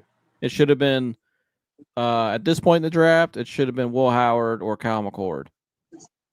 It just blows my mind. You mentioned that wide receiver too. Jack Sawyer is still on the board. I may be higher on him than most guys, but you put him on our defensive line compared with what we already have. He just makes our defense that much better. I mean, it's crazy to me that we would let a guy like that. We would take a guy like Gabriel over a guy like that. Yeah, I just don't understand why. And again, why would you waste the pick? You had pick 94. You had Ty Felton there, who was a nice receiver, ran a 4.3, third team AP All-American, first team All Big Ten, was the lights out at Maryland, great receiver. You need playmakers. I mean, outside of Jerry Jeudy, I mean, we like Cedric Tillman show flashes. We still got a lot of question marks. You need more playmakers, and you did a good job tonight getting the running back and the tight end. But then you come out, let's take a 5'11" left-handed quarterback who played an air raid scheme. Mainly in the gun at Oregon, and hope it works. And I just don't understand this. Why would you waste the pick when you had other guys there? You need a safety. You ever had a legit ball hawk safety in the back end? I mean, Grant Talbot plays more strong safety, plays more up in the box. I mean, you need a guy back there you can, can roam the field, can help you in coverage a little bit, have a little more speed back there. The guys we brought in, the retreads, the Juan Thornhills and the John Johnsons, those guys haven't really panned out here. Why not take an Xavier Watts? Oh, no, we're going to pass on him, and let's take Dillon Gabriel. I'll tell you why they don't want to take Watts, because they don't want to say they failed on Delpit. But they're opposite of each other. One is better in coverage, the other one's more down in the. You know what I mean? They're complementary. I don't understand. You need a free safety. You need somebody that can cover the field. They don't have that. I mean, you go back and watch that playoff game against the Texans 2 years ago. Juan Thornhill was getting cooked.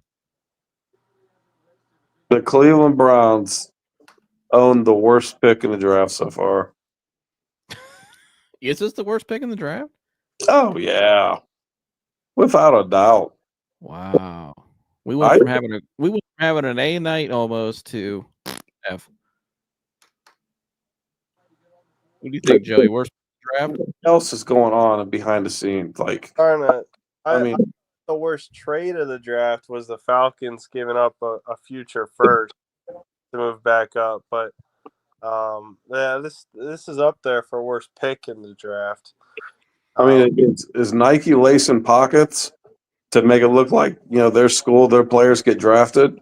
Yeah, I don't see where the connection comes in from this. I don't see Tommy Reese. I highly doubt promoted. I don't see where the connection is. Is D Podesta getting some frills? I don't get it. You're gonna see. Again, the kid's he's a very talented kid, but I just don't see where. I just don't see it. I just don't see it at pick 94. It's gonna be so funny seeing 6'6" Joe Flacco standing next to 5'10" Dillon Gabriel. It's gonna look like a fan standing next to a pro. You might as well ask him for an autograph. Param Johnson here. What's up, Param John? He said, "I'm done with this front office, man. They're a joke. Haslam just seems to love losing, I guess. Not watching a game this year, man. Whoa, man. One pick. People already out. Is their grade worse than an F?" He said, "Depot is just smiling, making these dumb picks." Yeah, D Podesta jersey sitting right next to Andrew Berry the entire draft. Yeah, here, just get rid of both of them. My God, Andrew Berry, I can't even take that guy serious. Even when I just listen to it, my gosh, I got an IT guy running the team. I mean, we got an Excel spreadsheet guy. Right. I mean, I just can't even. And we just keep watching the shit. Worst organization in sports. Isn't it crazy? An hour ago, we were like, when we first came up here, we were like, yeah, we like the picks, the first 3 picks tonight. All solid picks. The trade didn't look that bad today. Okay, we see what they're trying to do. And then you come out and you just shit right all over it with Dillon Gabriel. And again, all 5'8" of him. Congratulations, Dillon Gabriel. You made the NFL. You were a hell of a player in college. Nothing against Dillon Gabriel at all. Nothing personally for him. This has nothing to do with Dillon Gabriel. I just don't understand why you would take Dillon Gabriel with your 3rd round selection at 94 in the top 100 when you had other guys like Ty Felton and Xavier Watts and Jack Sawyer and so on sitting there. And you got a lot of holes on this team.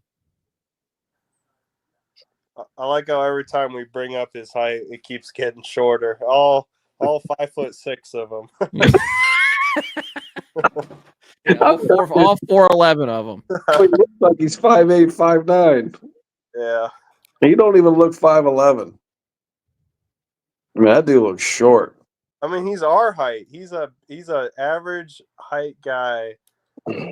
Got picked in the 3rd round for an NFL franchise. It's crazy. That's supposed to see over the helmets of a bunch of guys that are all 6'5" or taller. What the hell? While under duress. Is there even a current quarterback that's like below 6 foot that's doing well? I mean, you could say I think Baker's borderline 6 foot, but like I'm trying to think of a quarterback right now that's like below 6 foot that's playing well. I can't think of any. I can't think of one. Param John says, "How are they this dumb? I can't believe you went to an Ivy League school and you're this stupid." When it comes to I'm sure they're educated. They're just not football educated. There's a difference. They don't have that. But we'll get to this real quick, guys. I want to see what your guys' reaction is to this.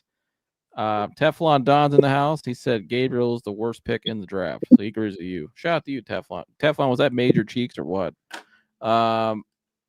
Here is their reaction to the pick. So here's from Andrew Berry and Kevin Stefanski himself. Let's hear what they had to say.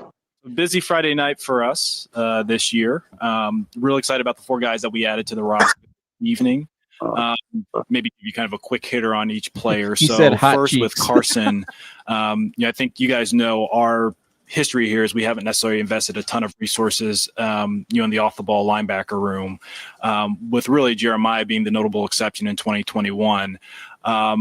We felt like Carson was a pretty unique player at the position. Fast, athletic, really good in the passing game. He can blitz, and he's super smart and aggressive. We felt like he was really another modern day archetype at the position. And we really felt like he could really elevate that position groom, if we can get him to his potential at maturity. So we were really excited to add him to the team. With Q, rugged run style. I'm sure a lot of people in this room have seen him at Ohio State this year. Really a bell cow, versatile runner who can run through you, run by you, run around you.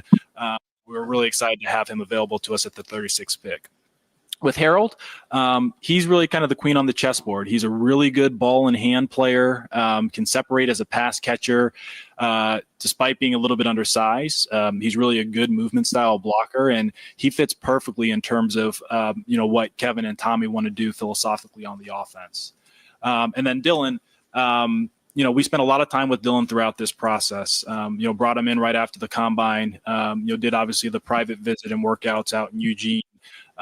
Decorated college career, very accurate, very poised, throws with anticipation, good mobility. We just thought he had a really well-rounded game. And the biggest negative that you can say about him is he doesn't have ideal height, but that's not something that we felt like showed up in his game or his film at UCF, Oklahoma, and certainly not at Oregon this year. So we're really excited to add these young guys to the room and, to the roster. With that, I'll open up for questions. Wow. So I'm gonna play a little. I want to hear what Kevin has to say about it. But you guys go real quick. 30 seconds each. What do you think of Andrew Berry had to say there about Dillon Gabriel? Talked out his ass. He literally said height doesn't matter. So why? Okay, so let's just get a bunch of 5'11" O linemen. Let's just put a bunch of. Who cares? I mean,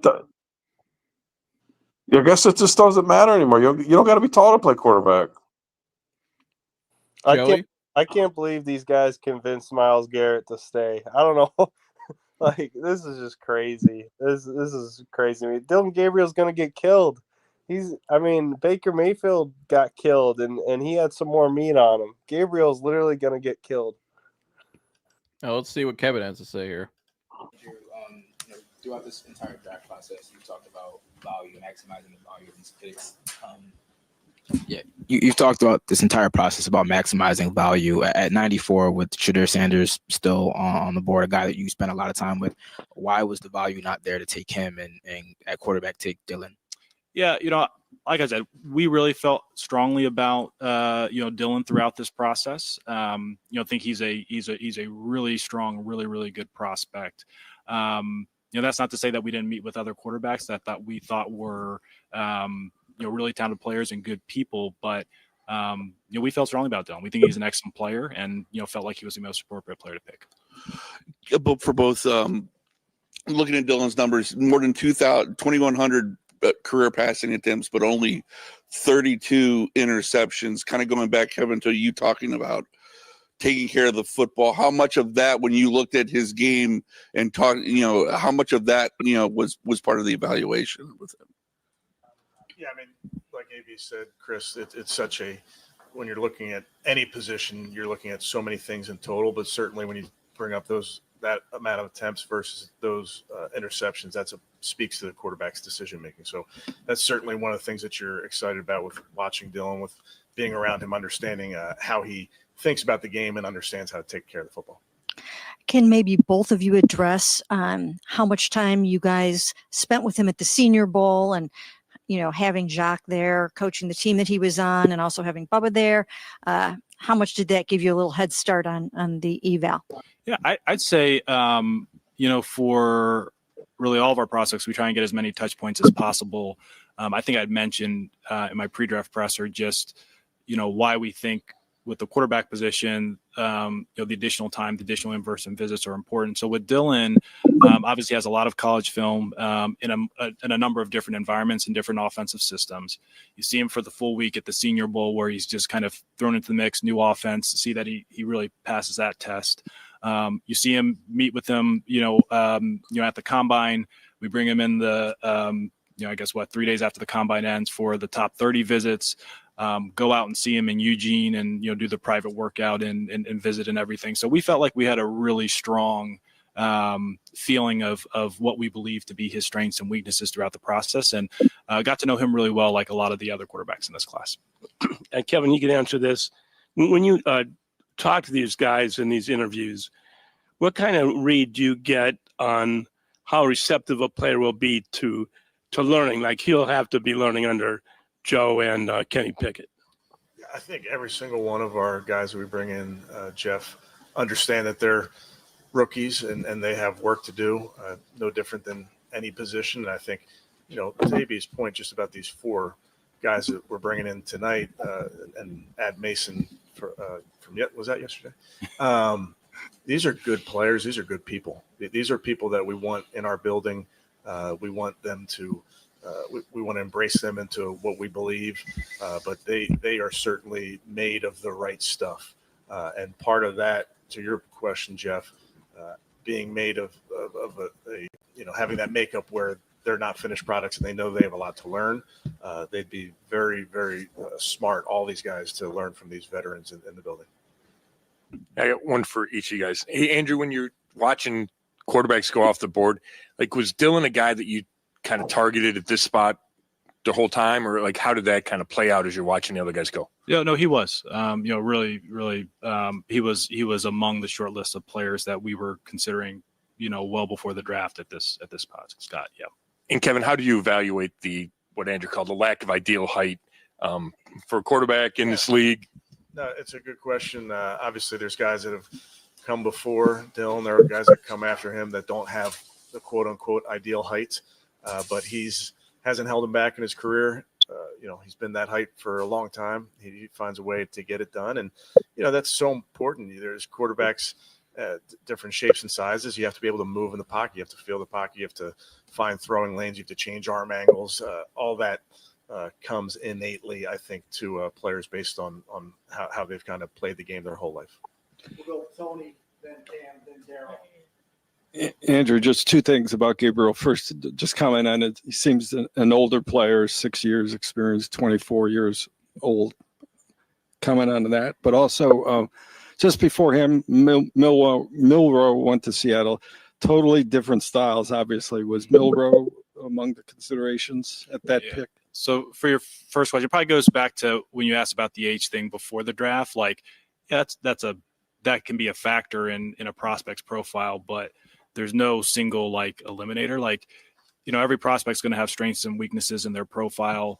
Probably age with quarterback, there's a little bit more fluidity with that, honestly, Tony. And I think also the difference is you think of age in the context of their college career. So with Dillon, the guy's played football, been a starting quarterback since he's been 18 years old, in college football. This is not a player who It took several years for him to become the starter, and didn't become the starter till he was an older college senior.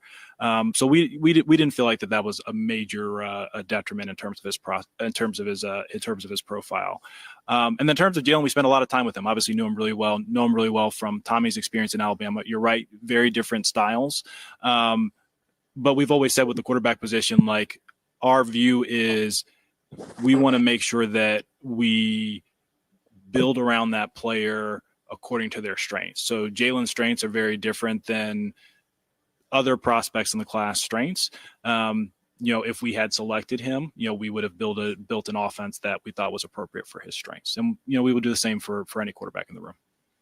Speaking of building around him, this was a skill players kind of day for you guys. You said day 2 is a sweet spot for the draft. So for you, what did you maybe like about what this draft offered, and how do you envision these additions coming into what you hope is another revamped offense this year?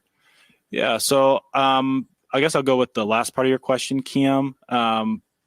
With Q, we feel like he's just a very well-rounded back. And we've obviously been spoiled over the past couple of years, particularly with Nick and Kareem. And we feel like he is very much in that mold in terms of skill set, not necessarily saying that he's going to with certainty develop into one of those players. We certainly hope that's the case. But we think that he can be a bell cow runner that can really carry the load for us. And then Harold, like, he's a mismatch piece for us in terms of how defenses are going to have to account for him and David on the field when we're in 12 personnel, and whether he's split out, whether he's in a traditional alignment, whether he's in the backfield. Like, he gives us that flexibility for Kevin and Tommy to be really creative in terms of how they design personnel packages, formations, and ultimately scheme up the run and pass game. And in terms of Dillon, I kind of touched on him already, but that's how we would view it. Question for both. First for you, Andrew, and then I have one for you too, Kevin. With Carson, Andrew, did Jim give you a bear hug when you drafted him? And you mentioned you're open, like, you guys haven't spent a lot of draft capital on that particular position. What was it about him that had you using that 33rd pick on him? Yeah, I think the biggest thing for us is guys at the off the ball linebacker position, for us to maybe go outside of the norm. We have to project them to be able to do something special or well above average in the passing game. And for Jeremiah, that was really his ability as a blitzer. Like, he was a great run defender because he can make plays behind the line of scrimmage and everything, but he was really special, or is really special, I should say, as a blitzer. With Carson, his profile is maybe a little bit different in the fact that he's shown himself to be a really strong coverage player, whether man or zone. He, very much like Jeremiah, he's very good in the run game, very instinctive, surefire tackler. But when we look at that position, and if we're going to invest, significant resources, it's, hey, can this player contribute above and beyond on third down? And for Kevin, with adding Harold to your tight end room, we know how much you love tight ends. He really seemed to stand out in the big games against the bigger opponents. How much did that catch your eye? And when you're watching those highlights, did that get you doing a little lobbying for him with Andrew? No lobbying. Yeah, I mean, I think with Harold, the tape kind of speaks for itself. An extremely productive player. We did a lot of work on Harold. Can I tell him we went to Bowling Green? Mm-hmm. You can tell him where we had lunch at Frickers. Yep, which was lovely.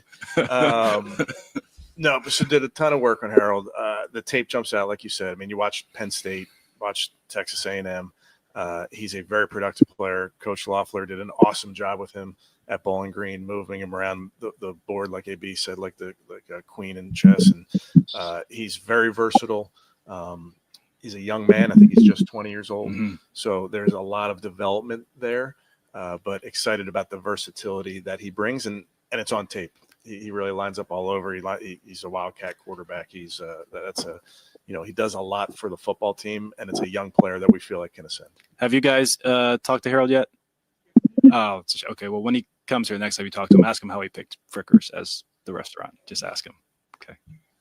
Andrew, I had another Harold question actually along those lines of what Kevin was talking about with him being only 20 and that young. Like, was it similar to David when you guys were evaluating him back then to think, hey, this kid's not even going to be 21 until a few months from now? It's a good observation, actually. Like, I think so this maybe even kind of blends into your questions about, age, Tony. I think if you think oftentimes about the top of the draft, it's like age combined with some form of early production and the physical characteristics for that player to be able to get on the field early enough to develop. And I think for Harold, the way we looked at it is like, okay, here is a 20-year-old pass catcher who's playing at a mid-major, and he's the guy that everybody knows knows that they have to stop. And whether he goes to College Station or at Penn State, and he's the best player on the field. Like nobody at 20 years old, and one person going in that two of the top defenses in college football have to stop. So like, yeah, that weighs heavily. There are very few, skilled players that can do that at later in their college career, and for him to be able to do that, with maybe not a dynamic supporting cast, at 20 years old, it's incredibly at a young 20-year-old at that. It's very impressive. Again, it's not the end all be all, in terms of youth, but I guess think about it this way, like for him to do that at 20, at Bowling Green, whereas if you think about an individual athlete who did that, would have done that at 23 at, I don't know, LSU, like there is some important context there in terms of, the quality of the performance. So we do weigh that. It's not like it's a tectonic shift in terms of how we would view the valuation, but it does mean something. This one's for you, Kevin. In talking to Dillon at the Senior Bowl, he's obviously very, very confident. He's played a ton of football. Will he have a chance to come in here and compete for the starting job just as much as Kenny will and just as much as Joe will? I think all of our players are competing for starting jobs. I think, but the most important part for any player walking into our building is really focusing on the work it's going to entail, Mary Kay, because as you know, it's a lot coming at these guys early. So we'll get our hands on them in a couple of weekends at the rookie mini camp. But we anticipate all of our players to carve out a role, whether that's as a starter, as a backup, and it's really no different here. And how will it present some challenges for you to divide up the quarterback reps? You've never really had to do that before quite like this. Sure. I think it's over the course of time been around, and Tommy and Bill have been around examples where you have sometimes four guys. So there's ways to maximize reps. I would be the best way to put it. Let's go Nate, then Tony, then Spencer, then Kelsey, and then Scott, and then we're going to call it a night. See if we can remember that. Yes.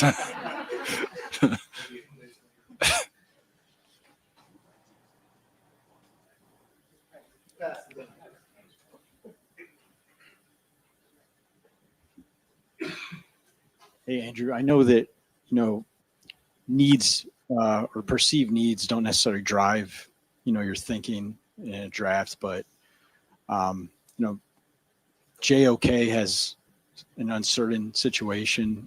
Nick Chubb's not under contract, and David Njoku has 1 year left on his deal. So to pick players on day two in those positions, does that set you up for, however those situations may play out? Is that, when you think of one foot in the present, one in the future, is that what we're talking about here? Yeah, look, Nate, I think that's a fair observation. Not to say that that's what drove the decisions or the strategy, but you do keep all those things in mind. I'd say it's less from okay, this is where we ended up going into the draft, but like holistically in the offseason, as you enter February, you think, okay, here's what we think we're going to do in free agency. Here are the strengths and the weaknesses of the draft class. How does that match up with the short and long term, of the roster? Like, okay, no secret. This was going to be a really strong running back class, right? Like everybody heard that going into the draft. We thought it made sense for us to take a young back, whether it was, at 36 where we did or, later on. And where you are in that room does factor into it. It won't drive the decision, but it is a part of the calculus. And then just one for you, Kevin. If you're in a situation where you're playing your rookie quarterback, just the fact that he's left-handed. How much goes into that, if anything? Yeah, not a ton, Nate. There's, the ball spirals a little bit differently, but there's been plenty of examples of guys that have done it at a high level. Okay, Andrew, it seems everybody in the country is surprised what's happening to Shedeur, except everybody in the NFL. So is what's happening to him being undrafted at this point coincide with your ranking of him? You know what? I think it's unfair for me to comment in I guess maybe on behalf of the industry. All I can say is this, the time that we spent with Shedeur, and what he's done throughout his college career is impressive. He's an impressive young man. He's a really good quarterback. Sometimes fit comes into play, and I'd also say this. There are 4 more rounds of the draft, and then maybe lastly, it's less about where you get picked and what you do after you get picked. That's really the most important thing. Getting to know him over the course of the spring, he has a ton of resolve, and I think he's going to find himself in a really good spot. Kevin, this is probably more for you, but with Quinshon, Glenn sort of mentioned, one part of his game where he maybe needs to improve a little bit is catching passes, third down, sort of being used in that way. As you kind of think through what this backfield looks like with him, obviously you have Jerome Ford on the roster already. How do you sort of see his role? Is it more of like a first down, second down thing? Like how are you kind of picturing that coming together? I think, again, I would point out to these guys are young, and it's our job to develop them, and they're not finished products. He has a very legit skill set right now, and a skill set that we can use. And when he has the ball in his hands, whether we hand it to him or throw it to him, we want to use him in a bunch of different ways. But that's something that we'll always, with all of our players, identify things that we're going to help them get better at, and that's what Coach is here for. That's what I'm here for, to help our guys reach that potential, because we're drafting young men here that are just not finished products. Can I make one other point on that? Yes, you can. If you guys remember when we took Nick in 2018, his rookie year, he had a strong rookie year, but the thought going into it was like, okay, well, he can't play on third down because he doesn't catch it well enough. What's he going to be like as a protector? And he spent that whole offseason. That was his focus. He's like, look, I'm just going to catch a ton of passes, ton of balls off the jug machine. I'm going to be great on pass pro. And he became a good third down player for us. So to Kevin's point about development and these being young guys, none of these players are coming in as finished products, but part of our job is to help them improve and grow, both on the field and off of it. Well, Scott, and then we'll close with Kelsey. Andrew, following up on what Nate asked you, does the pick of Carson say anything about JOK's recovery from the injury? Does that signal that he's not going to be good to go? No, Scott, it doesn't. And it's the right question. I totally understand. That did not drive the decision for Carson. I want to be clear there. If JOK were completely healthy, would Carson still be in play? Absolutely. Yeah, absolutely. Joe, right here, I almost missed it. Just following up on Carson, Andrew, he had one great year as a linebacker. Is there a concern about just the short sample size, and also just his versatility on special teams? How much is that a benefit, at least in the short term? Yeah, no. So it is something we talked about. You'd love to have a robust sample. I think honestly, that's probably part of the reason it was discounted, because his year is outstanding, and physically, mentally, subjectively, objectively, pretty hard to find holes in his game. In terms of the kicking game part of it, his speed, his instincts, his tackling ability, it'll play well, as he contributes in that phase. And obviously he has some experience doing it from college. So, we think that there's a nice short-term and long-term role for him. For either of you, one of the things that Harold talked about at Senior Bowl was wanting to show coaches and GMs. All right, so that was the last question there. What do you hear about that? Mike, I see you're back in here. There was a lot to unpack there. I I figured why not play the whole thing so we can hear what they have to say about Dillon Gabriel. If you're new here, please like, subscribe, and share. I'd really appreciate that. Hit the subscribe button. It's a simple tap of the button. It really helps us out a lot. It's free. Thank you very much. But Mike, what do you think when you hear them talk about, obviously about Dillon Gabriel? The biggest thing that stood out to me there was with, Kevin Stefanski saying that, everybody has a chance to compete and that we'll make sure he gets reps. And makes you wonder. I don't think he's going to be the starter. I don't think they view him as that, but you wonder. Also, though, they asked about the challenges of a left-handed quarterback, which I brought up earlier. And he said, it's no problem. Just look at plenty of guys who've had success in the league. But, you look at guys like Mike Vick, he was a freak athlete and had a cannon of an arm. I don't think that's Dillon Gabriel. I just look at a guy like Tua Tagovailoa right now, and you see what's happened with him with his injuries and his history.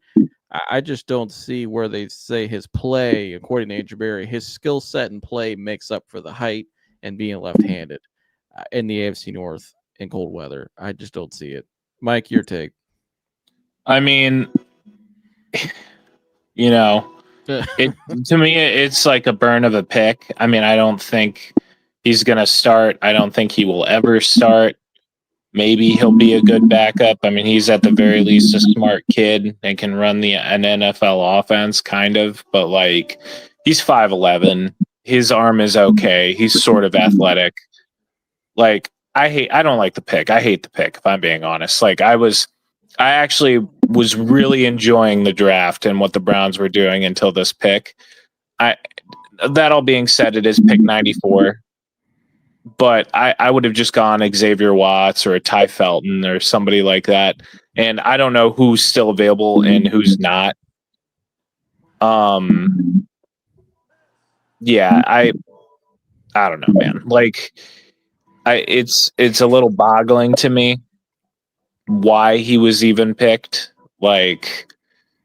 Apparently they met with him a bunch and liked him, but here it's the same offense Bo Nix was in, and he ran it very, very well like Bo Nix did, but he's not as tall as Bo Nix. He's not right-handed. He's not right-handed, but he did run the offense well. I'm trying to see a silver lining, if any, but I'll be honest, I hate the pick. I really do. I wasn't a fan of the kid at first, even before the draft process started and I started charting quarterbacks.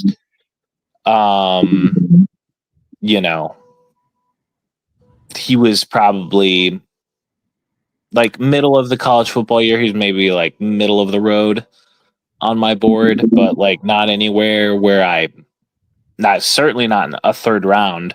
I've had him going. Let me see if I can pull it up. While you pull it up, David Dilly said, I was 8 years old. 170. Shout out to David Dilly. Nice. Appreciate you tuning in. I was 8 years old to see my first Browns game. It was, hold on, my screen moved. I got so many comments coming in. I was 8 years old to see my first game. It was January 3rd, 1981 versus the Oakland Raiders. I have been a diehard fan ever since. I will be 53 next month. This is a hard pill to take. And then he also said, can we get a petition to get rid of this owner in front office? Yeah. And here, the crash outs are valid. It's not a good pick, but at the very least, the silver lining is it's pick 94. Yeah, but you just end of the third round, guys. It is a burn of a pick. I don't think it's a burn of a pick. It's a top 100 pick, and you had a Ty Felton sitting there at you need a playmaker. You had Xavier Watts there. I would have. Yeah, I'm shocked at Xavier Watts. You just top 100 picks. I don't think any pick. Jersey, I'll go back to you because you were going off about this. I don't think any picks is just a flyer on the wall. It's just some burn of a pick, especially at your top 100 pick. Well, I'm not saying that's how they view it. I'm just saying that's how I'm viewing it. It is a burn of a pick, and at the very least, if it is a burn, it's not the biggest of losses. It's not you got too many holes on your roster. I don't think you just take a flyer on a short quarterback that's left-handed. No. Go ahead, Jersey. No. And here all they did was sit up there and contradict themselves on what they said. On one hand, it didn't matter what they said, well, his height doesn't really matter. And then they were talking about another player, and they were saying, oh, yeah, we just think he's got the physical gifts to where he could start day one or he could be productive. I mean, just talking out their ass. So I don't know. I really wasn't really listening a whole lot to. I felt like I was watching Revenge of the Nerds, but it's just the dumbest pick so far in the draft. It will be the worst pick in the draft. So my phone's about to die. So Mike, I'll see you back, but Joe, I'll see you on Monday. Okay. Oh, do we have a meeting tomorrow, bro? There was no text. I'm not going to be there right away. So if he didn't send one, then I would I don't know. I'm not going to you get guys late figure night. that out. Hold on. All right, I'll let you go. Joey, what do you got? Yeah, I don't know, man. I think Berry said one thing in his interview about him drafting Nick Chubb. I don't know if Berry was here, but I'm pretty sure that was Dorsey's call to take Nick Chubb when He was in the building. He was. So, yeah, he was in the building. He was with the I'll let team. that one slide, but he made it sound like his team drafted Nick Chubb. Yeah, it's just a terrible pick. I agree with Mike that it is a third rounder, but still, you don't waste a third rounder. I mean, you take a guy from Hawaii who said he likes warm weather football over an Ohio State player that played well in the cold this past winter and led the team to the national championship. You take the Hawaiian kid over that, and that blows my mind. Plus, he's shorter and left-handed.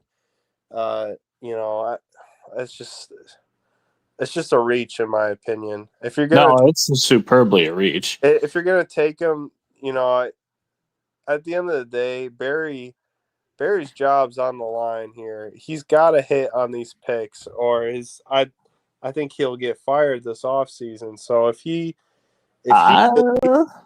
believes that these guys he's drafted are going to save him his job, then he's got to roll with it. But I think it's a terrible pick, and I wouldn't have taken him this early. I mean, to your point, their jobs are always on the line, sure, but I think they feel very secure. They wouldn't have even done the trade back to begin with.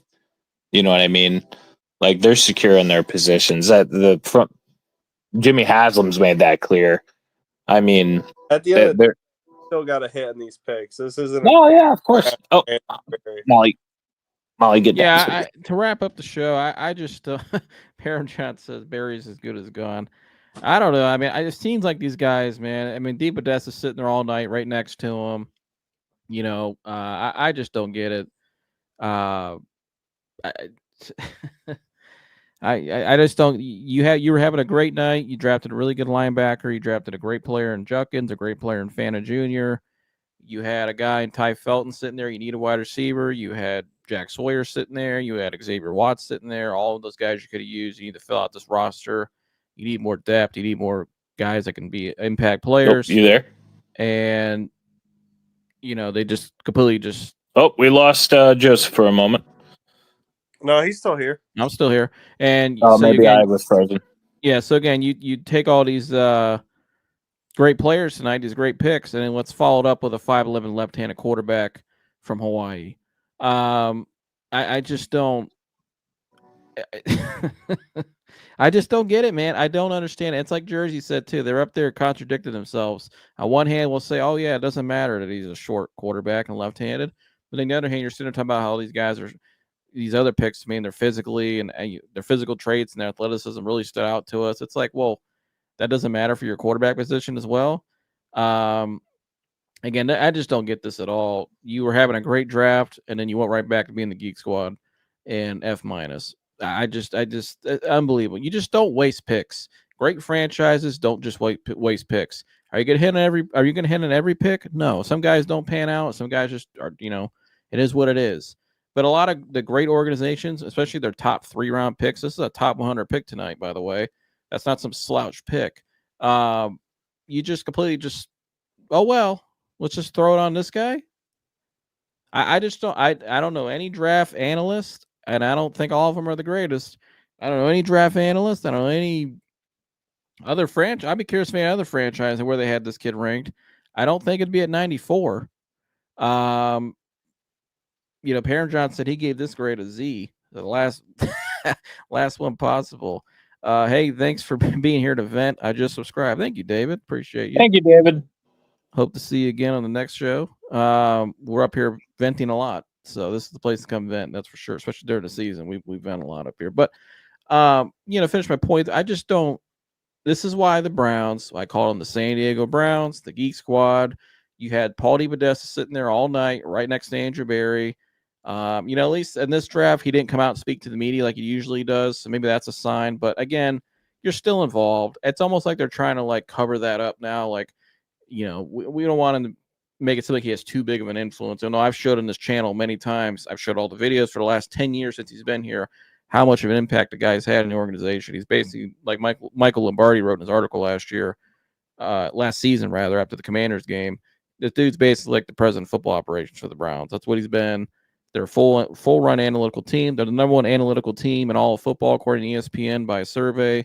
And they've been that for the last few years. You know who the lowest analytical team is, by the way? Oh, the Buccaneers. That's where Baker went. Now he looks like a solid NFL starting quarterback there.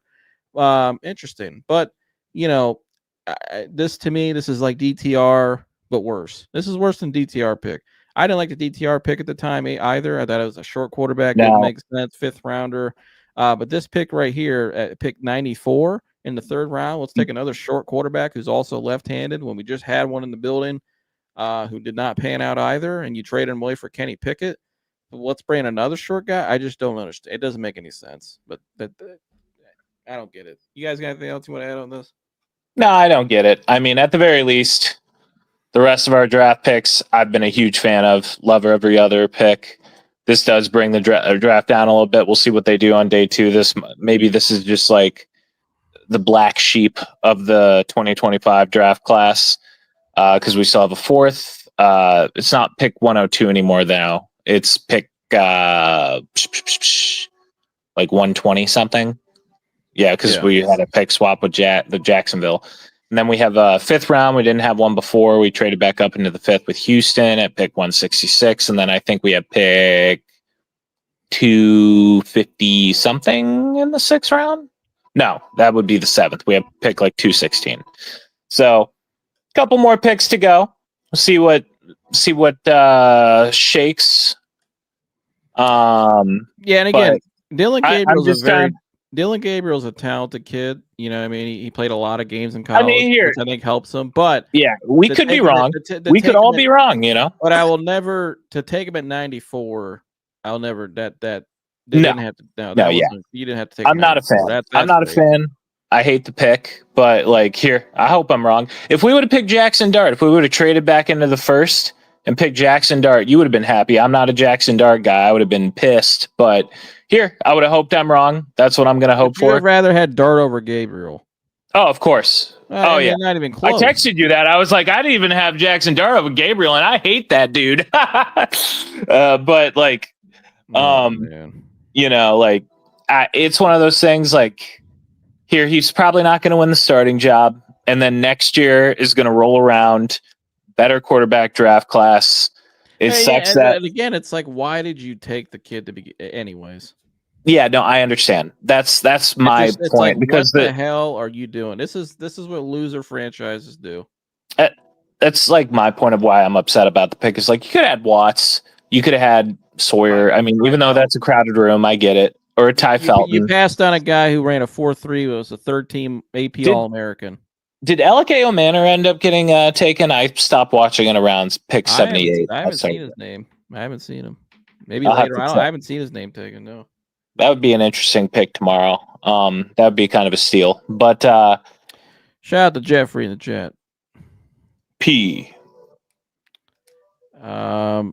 What did Shedeur Sanders say to everybody passing up on? I don't know. I haven't heard him talk tonight. So. I heard there's been a bunch of reports that his interviews did not go well, and that's kind of the crux of it. But yeah, that's what it sounds like. Joe, you got anything else you want to add, buddy, before we get out of here?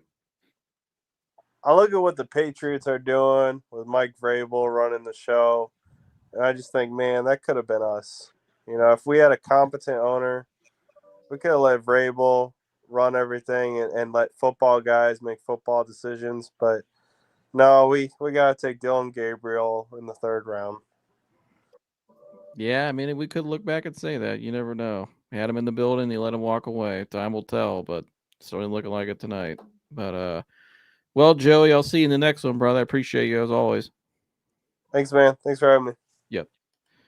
Well, Mike, interesting live tonight. That's for sure. I'm glad we went live because there was definitely fireworks like we thought there would be. But indubitably. Sorry that I had to go there for a little bit. Oh, you're good. Mike also has his own show. If you guys are new here, please like, subscribe, and share. This is The Real Media.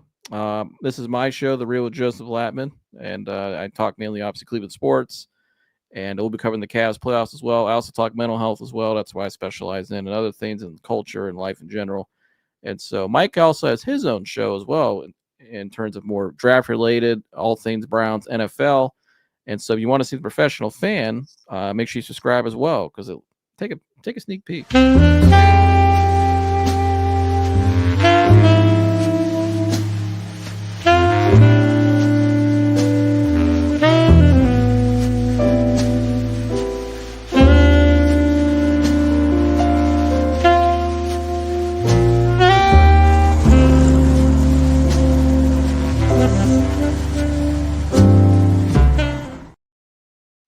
So yeah, that's Mike's show. Mike, you want to tell about your show? What they can expect?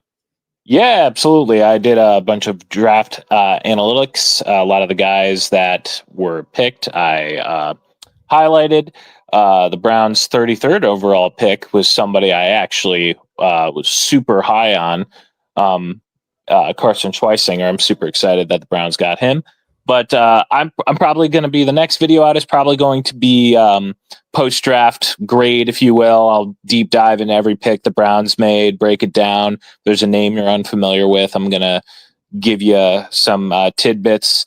Maybe I can make the Dillon Gabriel pill an easier pill to swallow. I'm going to have to. You ain't going to make it easier, dog. We're just you got here? I might. We're just throwing it up every time.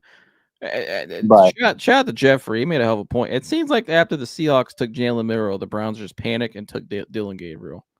And if that is the case, if Dillon Gabriel was your next quarterback in line after Milroe over Howard and McCord and even Ewers, I don't get that at all. McCord was higher for me, and so was Will Howard. But yeah, I mean, I don't understand that at all. Yeah, I don't get it. I mean, here, you and I, and that's the beauty of football, right? You and I can both be wrong because, like, nobody saw Brock Purdy come out. I'm not saying Dillon Gabriel is going to be Brock Purdy. I want to make that very Brock clear. Purdy's right-handed. Yes, at least he's right-handed. But my point is, stranger things have happened. It's the professional football. And who knows? Yeah, I know. I get it. But the Browns are not in the position the Broncos were last year. No. And they're not in the position, roster standpoint, that the 49ers were when they acquired Brock Purdy. No, of course not. Again, I think those guys are probably actually better quarterbacks coming playing out. devil's advocate a bit. They were right-handed. I know, but I'm just like, I just can't. I can't believe it, dog. Unbelievable. Well, hopefully day 2 holds some little hidden gems. Day 2, I will say this of Andrew Berry. I'm sorry, day 3. Day 3. Andrew Berry is usually fine. He's usually good at finding 1 or 2 gems in day 3. Obviously, we've found Isaiah McGuire, Juwan Briggs, who's going to be a key rotational piece going forward. DPJ, Donovan Peoples-Jones was a day 3 pick.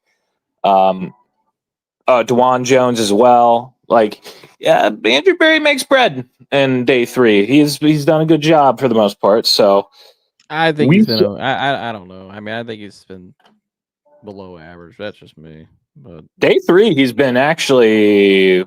Let's see. But again, you got to hit on the most important days are yesterday and today. And today he had that 94 pick, and he just absolutely bombed it.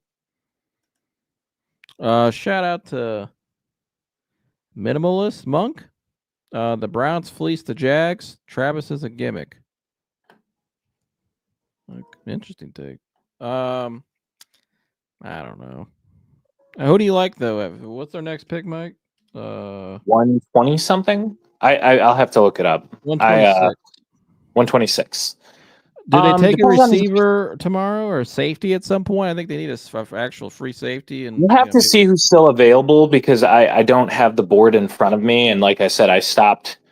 I started driving home at around best available 6:79. receivers right now: Jalen Royals, Jalen Lane, Torrey Horton, Alec Ooh. Amanor, Isaiah That Bond, one. Him. Tez That man. Johnson, Xavier Restrepo is still on the board. That's a little shocking. There's still, I think there's some decent wide receivers still here.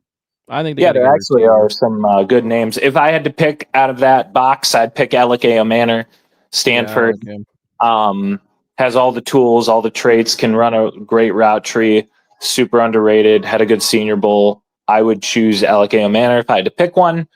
In terms Maybe of we do go safeties, Billy Bowman Jr., R.K. Mickens, Jalen Reed, Lathan Ransom, Craig Woodson, who I actually like out of California, Malachi Moore, who's interesting.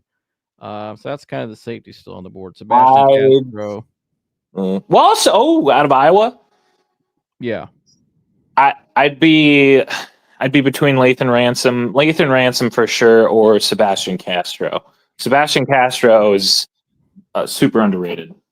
And then at the tackles, the best on the board, you got Cam Williams from Texas, Logan Brown, Johnny Cornelius, Chase Lund, Jack Nelson, Holland Pierce. So still some good actually tackles on the board. I mean, Logan Brown's interesting. Cam Williams. Williams is in my opinion, is a day one starter as a right tackle. It's odd that he's still available. If we go tackle and we get Cam Williams, I'd be happy. If we go receiver, Alec Manor. Lathan Ransom would be an excellent pick too for the Browns. And then at edge, you still got Jack Sawyer still sitting there at edge as well. So, Jack Sawyer's still available, huh? Yeah. Interesting. I wouldn't be shocked if they take another running back tomorrow. I'll say that much. Yeah, I believe Scatterbo's number one still on the board. Cam Scatterbo, Dylan Sampson, Devin Neal, DJ Giddens, Jordan James. Those names are so good. Someone took Devin Neal? No, Devin Neal's still available. Oh, you did say okay. Cam Scatterbo, Dylan Sampson, Devin Neal, DJ Giddens, Jordan James, top ones. Wow. Yeah, there's still some excellent talent available, so we'll have to stay tuned to whoever we're picking in the fourth round because it very well could be a good one. And Shedeur Sanders, top prospect on most in terms of intriguement, still on the board. God damn, bro. Will he even get picked tomorrow? I mean, the Steelers are going to pick him. Someone's got to pick him. I mean, if he goes undrafted, something happened, dude. He offended the wrong people, or Dion did, or something. Because at that point, I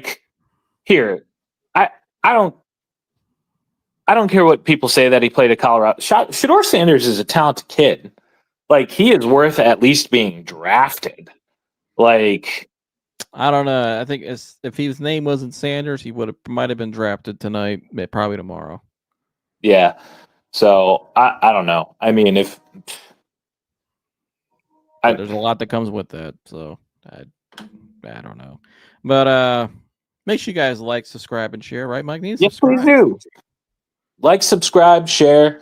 We thank you guys so much for joining us. Thank you to everybody who chimed in, commented, vented, gave your take, all that good stuff. The optimists, the realists, and the pessimists. We welcome them all here. So come on in, have a conversation, talk some football, talk some sports, talk some real stuff on the reel. That's right. Make sure you guys like, subscribe, and share all the good stuff. And we'll see you guys in the next one. I'm out of here. Later.